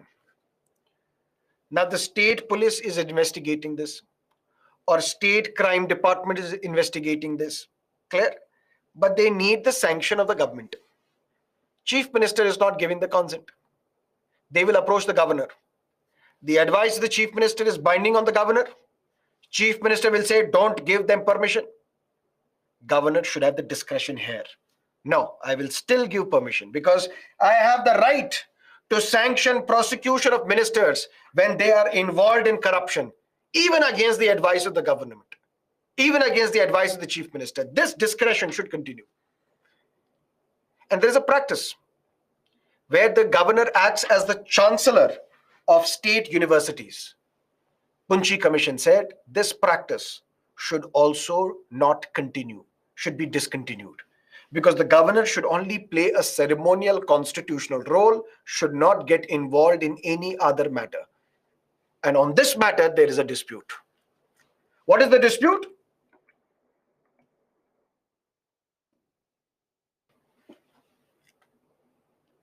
UGC rules,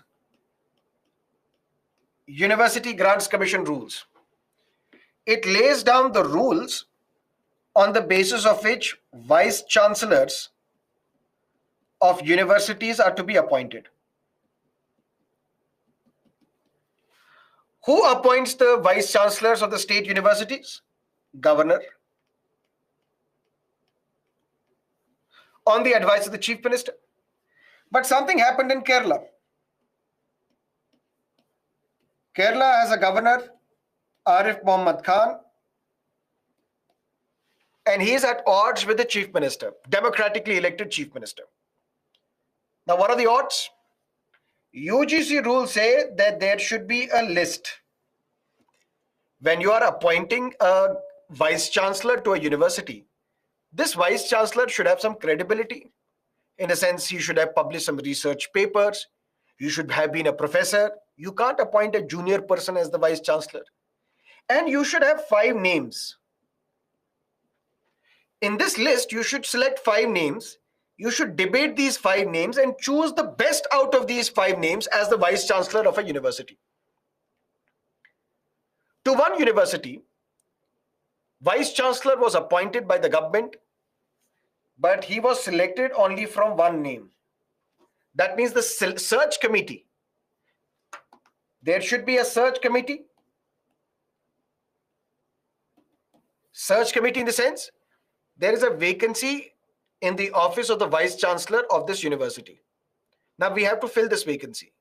For that, there is a search committee. This committee is searching for the possible names of the vice chancellors. Who are these people? Now this search committee will invite applications. See, we are searching for the vice chancellor. This is the eligibility. If you're interested, please submit us your details. And now in this search committee, the search committee should finalize 5 names. And then out of these 5 names, they should choose one. But this search committee finalized one name as the vice chancellor of a university from only one name. That means 5 names were not there. And Arif Mohammad Khan rejected this name. Matter went to the court. The court said, yes, governor is right in doing this. The vice chancellor of that APJ Abdul Kalam Technical University is removed. And the state legislative assembly passes a bill removing Kerala governor as the chancellor of all the state universities. Now this bill is pending in the office of the governor. And how will a governor sanction his own death? But Punchi Commission recommendations should be respected, accepted, where Punchi Commission, apart from other recommendations, also recommended that this practice of governors acting as the chancellor of the state universities, this must come to an end. And with this, our discussion on governor has come to an end. If you have any questions, let me know.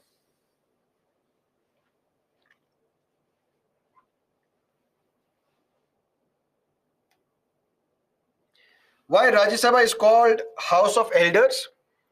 Because what is the number one? What is the age of qualification age for a Rajya Sabha MP? 30.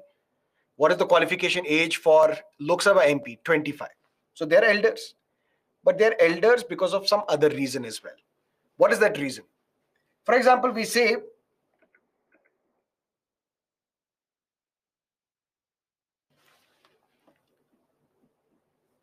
Lok Sabha is a popular house.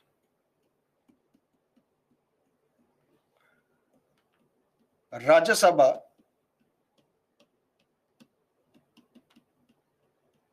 is the House of Elders. What does that mean? This popular house means members of Lok Sabha are directly elected by the people based on the popular support that people enjoy. That's how these MPs to Lok Sabha are elected directly by the people. Imagine a situation where these Lok Sabha MPs are elected by the people, they're accountable to people as well. If I am your representative and I don't come to you after I won the election, after 5 years when I will come back, you will throw stones at me, chappals and slippers at me. How dare you come after 5 years? Again for seeking votes, get out. Similar thing will happen to Sunny Deol if we contest the elections again. Not seen in the parliament, not seen in Gurdaspur as well. But if he comes back to Gurdaspur after 5 years, 2.5 kilo ka haath is gone. Clear? So you are directly accountable to the public. But they are also susceptible to public pressure. Pressure in the sense, hypothetical situation, there is young lady, young girl, it's a six-year-old girl who is raped. Now there's a public anger. Public is demanding a strict law, saying all those who are accused of raping a 6-year-old minor or raping a child, a girl child who is less than the age of 18, they should be mandatorily given death sentence. For that, the people are coming out in large numbers, protesting and forcing their representatives to pass this bill. Now, when I go to my people of my constituency, they'll say, don't come here, first go and pass this bill because that is what we want. We want all those accused of raping a minor girl, they should be given mandatory death sentence. Pass this bill and then come to us. But this bill is horrible. Why horrible? The crime is horrible, but the bill is even more horrible. You are saying somebody who is accused of raping a girl should be mandatorily given death sentence. Accused. You should have said convicted. Because tomorrow you can be accused of rape and you are to be given mandatory death sentence. This violates rule of law. But what will Lok Sabha do? This is the popular chamber. They are directly accountable to the people. Lok Sabha will pass this hasty bill. Some hasty decision is taken by the member of the family. No, I need to go. Beta, it's your exam tomorrow. No, mama, I have to go. All my friends are going. Why are you stopping me? I have studied a lot. Don't take this decision. No, I will run away from the family. I will go. So hasty decisions are taken by those who are young. Hasty decision will be taken by the members of the Lok Sabha. They will pass this bill. And then this bill will go to Rajya Sabha. Rajya Sabha will calm the tempers. We are elders. Rajya Sabha will delay the passage of this bill, will not act on this bill, will not debate this bill, will send this bill to select committee. And if as a Lok Sabha MP, you will go to the public will say, what happened to that bill? My dear, I passed that bill. You saw that? I also spoke in Lok Sabha. I passed that bill. These Rajya Sabha MPs, they are not passing it. Otherwise, I've done my job. But people cannot hold Rajya Sabha MPs accountable directly because they are not directly elected by the people. So Rajya Sabha is there acting as the House of Elders to calm the tempers of the people, to stop the passage of a bill which is hasty bill passed by the Lok Sabha. That is the job of the Rajya Sabha. And that is why we call it the House of Elders. Clear?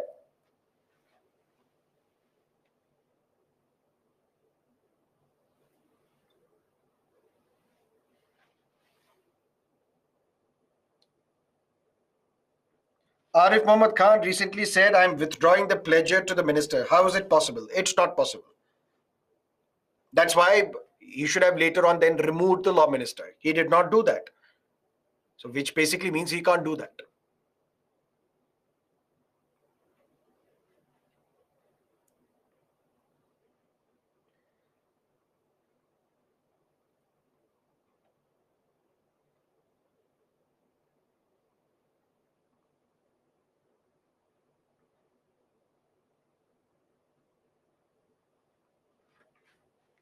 Okay.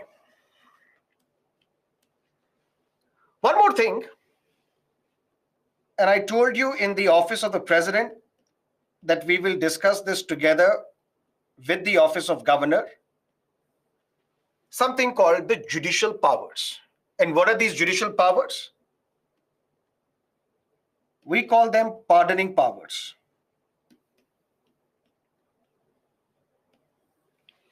What are these pardoning powers? First is pardon. Second is commute. Third is remission. Fourth is reprieve. Fifth is respite. When we say president and the governor,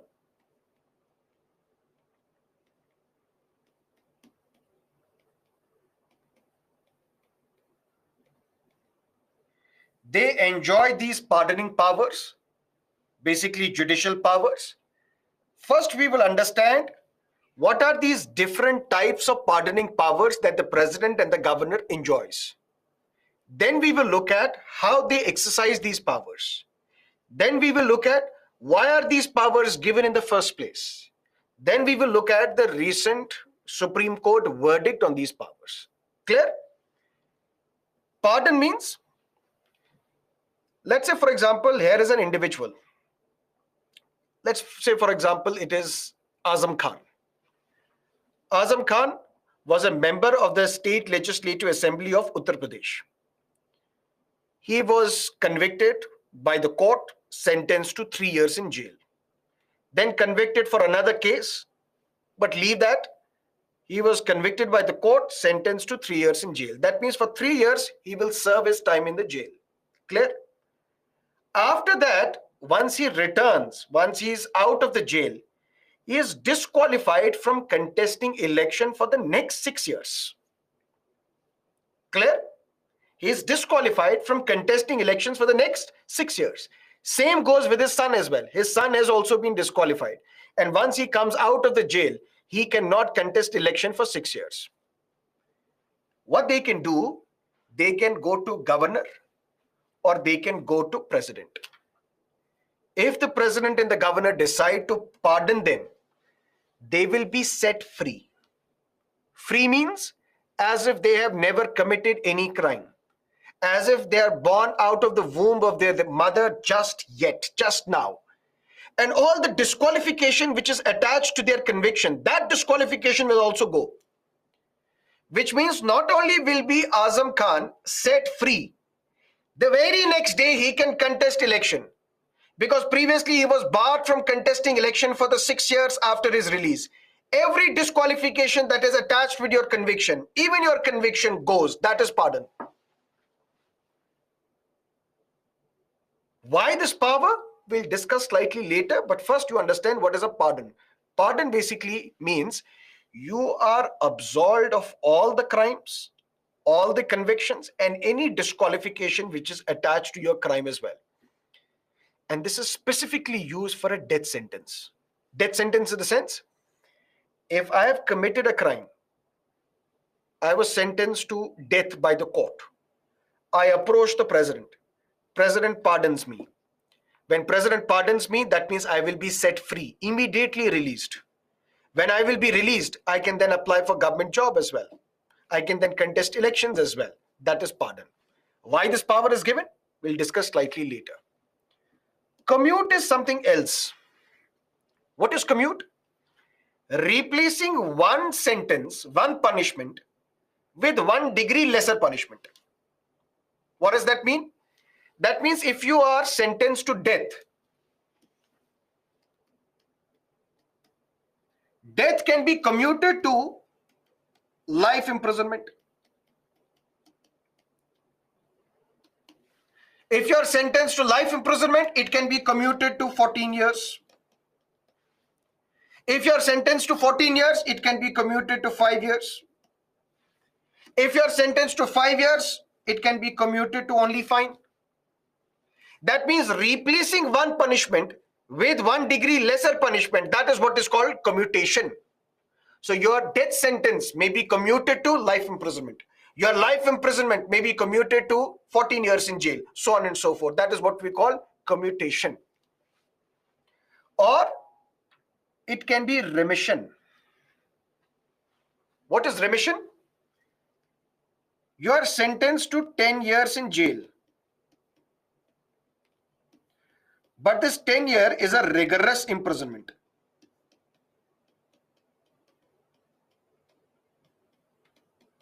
Rigorous imprisonment where maybe you are kept in isolation, you cannot talk to others, other jail inmates, where you are forced to work, where some more restrictions are on you.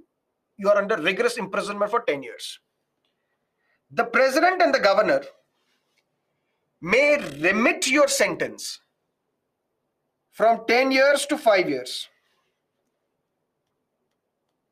but character will not change.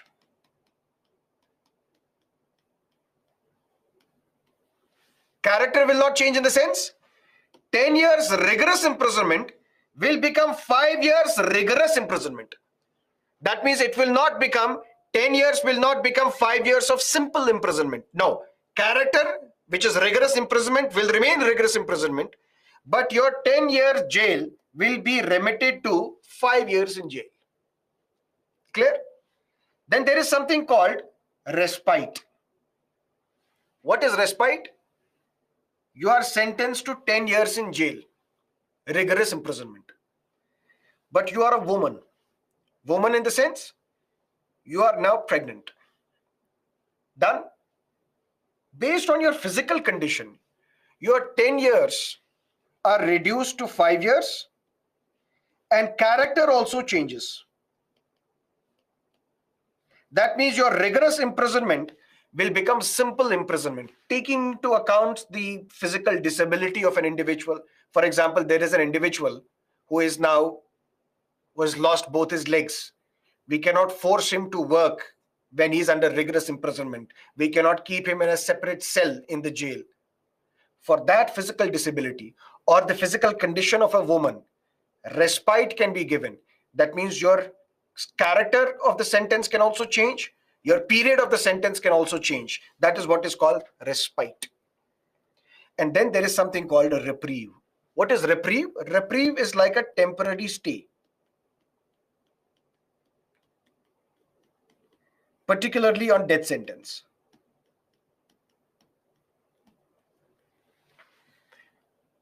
Death sentence in the sense, if I'm sentenced to death, the only option available with me is to file a petition, and that petition is known as mercy petition. Have mercy on me, pardon me, or commute my sentence, or remit my sentence, or give respite to me because of my physical condition. Reprieve is, if I'm sentenced to death, I file this mercy petition.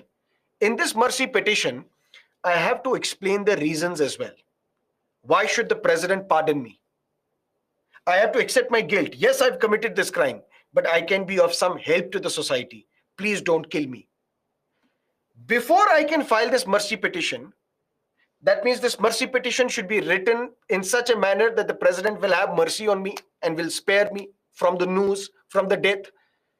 Should be written in such a manner, so time should be given to me to write this mercy plea. Until the time I write this mercy plea, I can be given a temporary stay on my death sentence. That is what is known as reprieve. So you are being given a reprieve, file a mercy petition. Till that time, you will not be hanged by your neck till your death. So what are these pardoning powers? Under Article 72 of the Constitution for the President, under Article 161 of the Constitution for the Governor, the President and the Governor have some pardoning powers. And which are these pardoning powers? Pardon. Pardon means you are released from the jail as if you are born out of the womb of your mother without any disqualification whatsoever. Commutation means replacing one punishment with 1 degree less punishment. Respite means for your physical condition, the number of years will be reduced. Your character of the sentence will also change. From rigorous imprisonment, it can become simple imprisonment. Remission is your 14 years in jail will become 10 years in jail, but character will remain the same. It is rigorous imprisonment, it will remain rigorous imprisonment. Reprieve is temporary stay on your death sentence till you file your mercy petition. But these powers cannot be exercised by the president or the governor on their own. These powers are to be exercised only on the advice of the government. And the Supreme Court has in various cases said that this formal advice will come from the Home Minister. What is the logical flow? You are a convict. You file a mercy petition to the president. President will basically say, why are you approaching me? I don't have the power. I swear I don't have any power. But what I will do, I will refer this matter to the government. Give me an advice. Tell me what I have to do, whether I have to accept this petition or reject this petition. Cabinet will discuss and ultimately will communicate through Home Minister. Home Minister will tell me, accept this mercy petition. Okay. Reject this mercy petition. Okay. So only on the advice of government. This is not the personal satisfaction, or this is not the personal discretion of the president or the governor. But then there is a difference between president and the governor. What is the difference between the president and the governor? President's pardoning power extends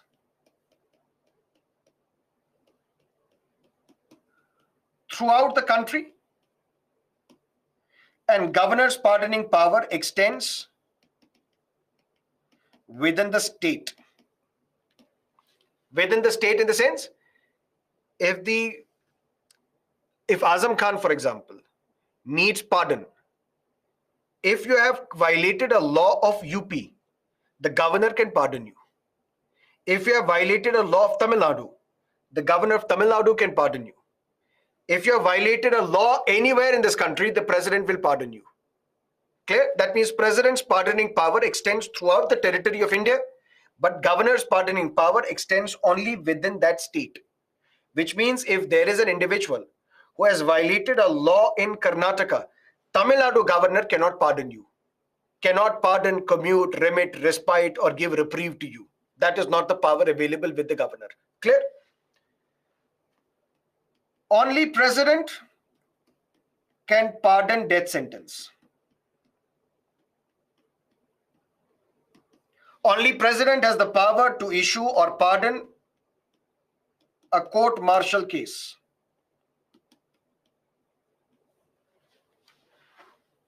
Listen to me carefully. This is where students make mistakes and this is where students are confused. President alone can pardon a death sentence.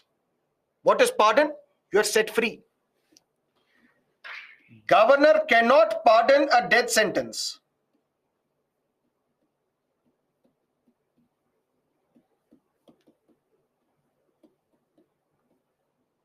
But what governor can do? The governor can commute a death sentence. President alone has the power to pardon a death sentence. That means if I have committed a crime for which I was given death sentence, now I file a mercy petition. President, on the advice of the Home Minister, tells me pardon him. That means I will come out of the jail immediately and live my life as if I have never committed a crime. This pardoning power is not with the governor. Governor cannot pardon a death sentence. But what governor can do? Governor can commute a death sentence. That means the governor can commute this death sentence to life imprisonment. Only if you have violated a state law. If you have violated a state law and under that state law, you are given death sentence, the governor can commute your death sentence to life imprisonment.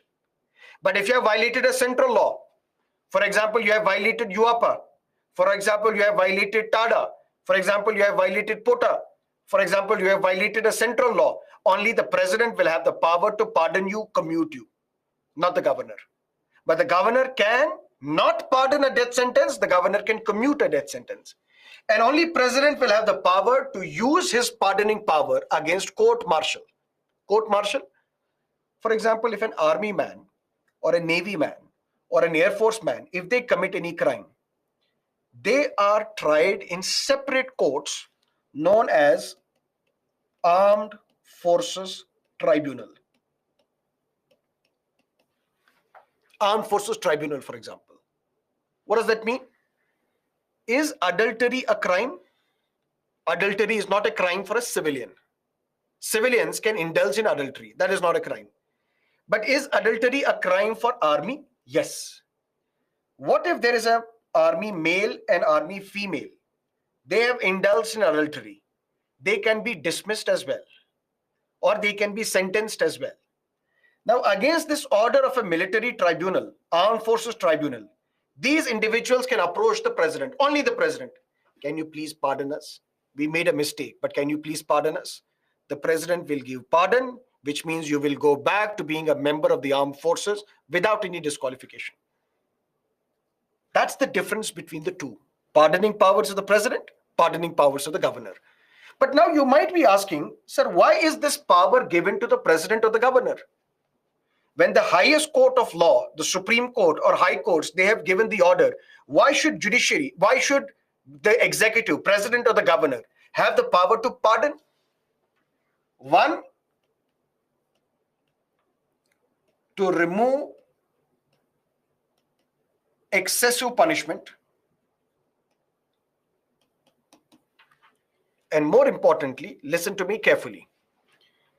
There are various northeastern groups, or let's take the example of J&K, let's take the example of Nagaland.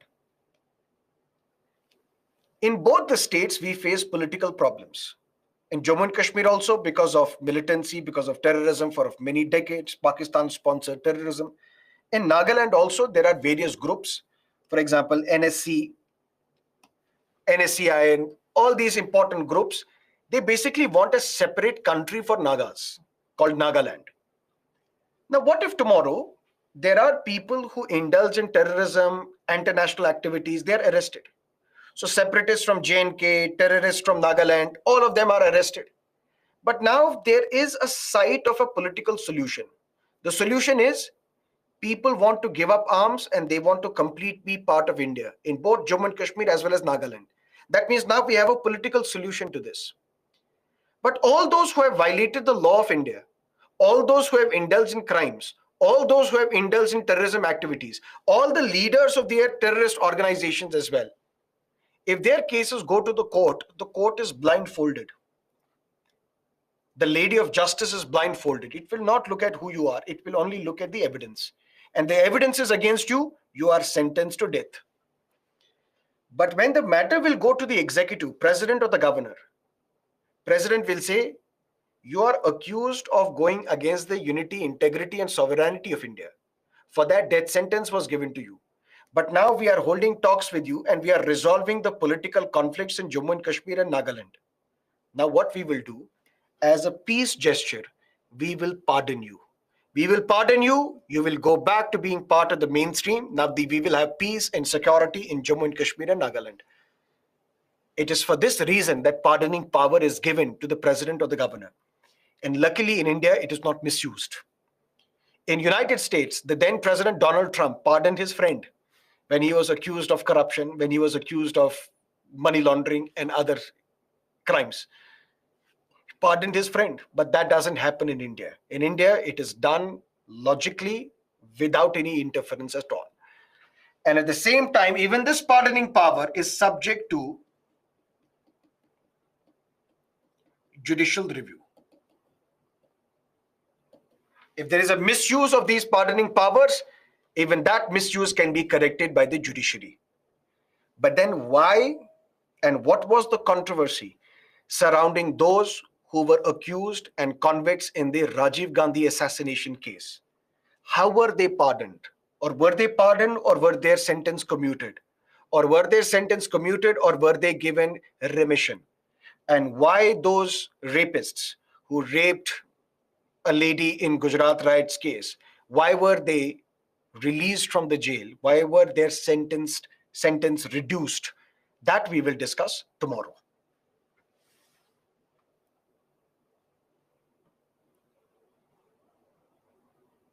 How president give mercy petition if you didn't give mercy petition? You have to file mercy petition and then president will pardon you, if at all advice comes from the government.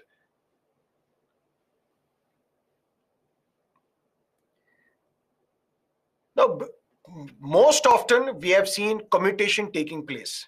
So commutation, respite, remission, it happens on a regular basis.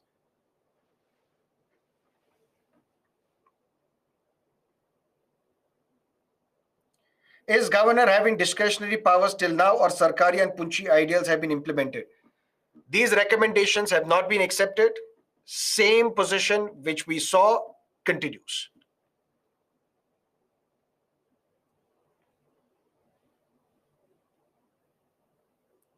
Can governor pardon army personnel? No, only the president.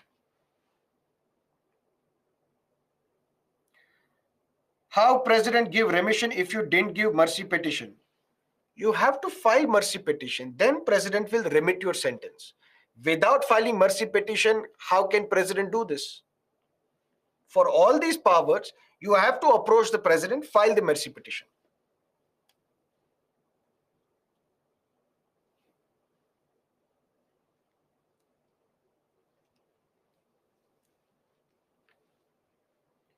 Can president pardon any person? Yes.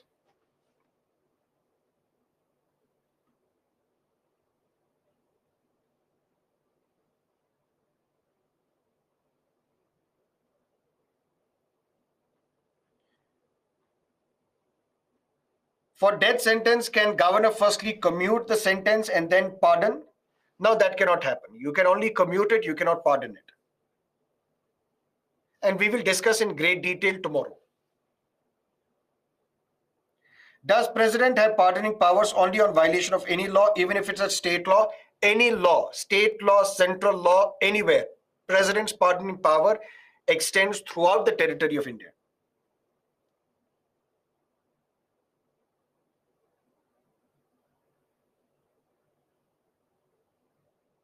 Question hour is applicable to Rajya Sabha as well. Yes.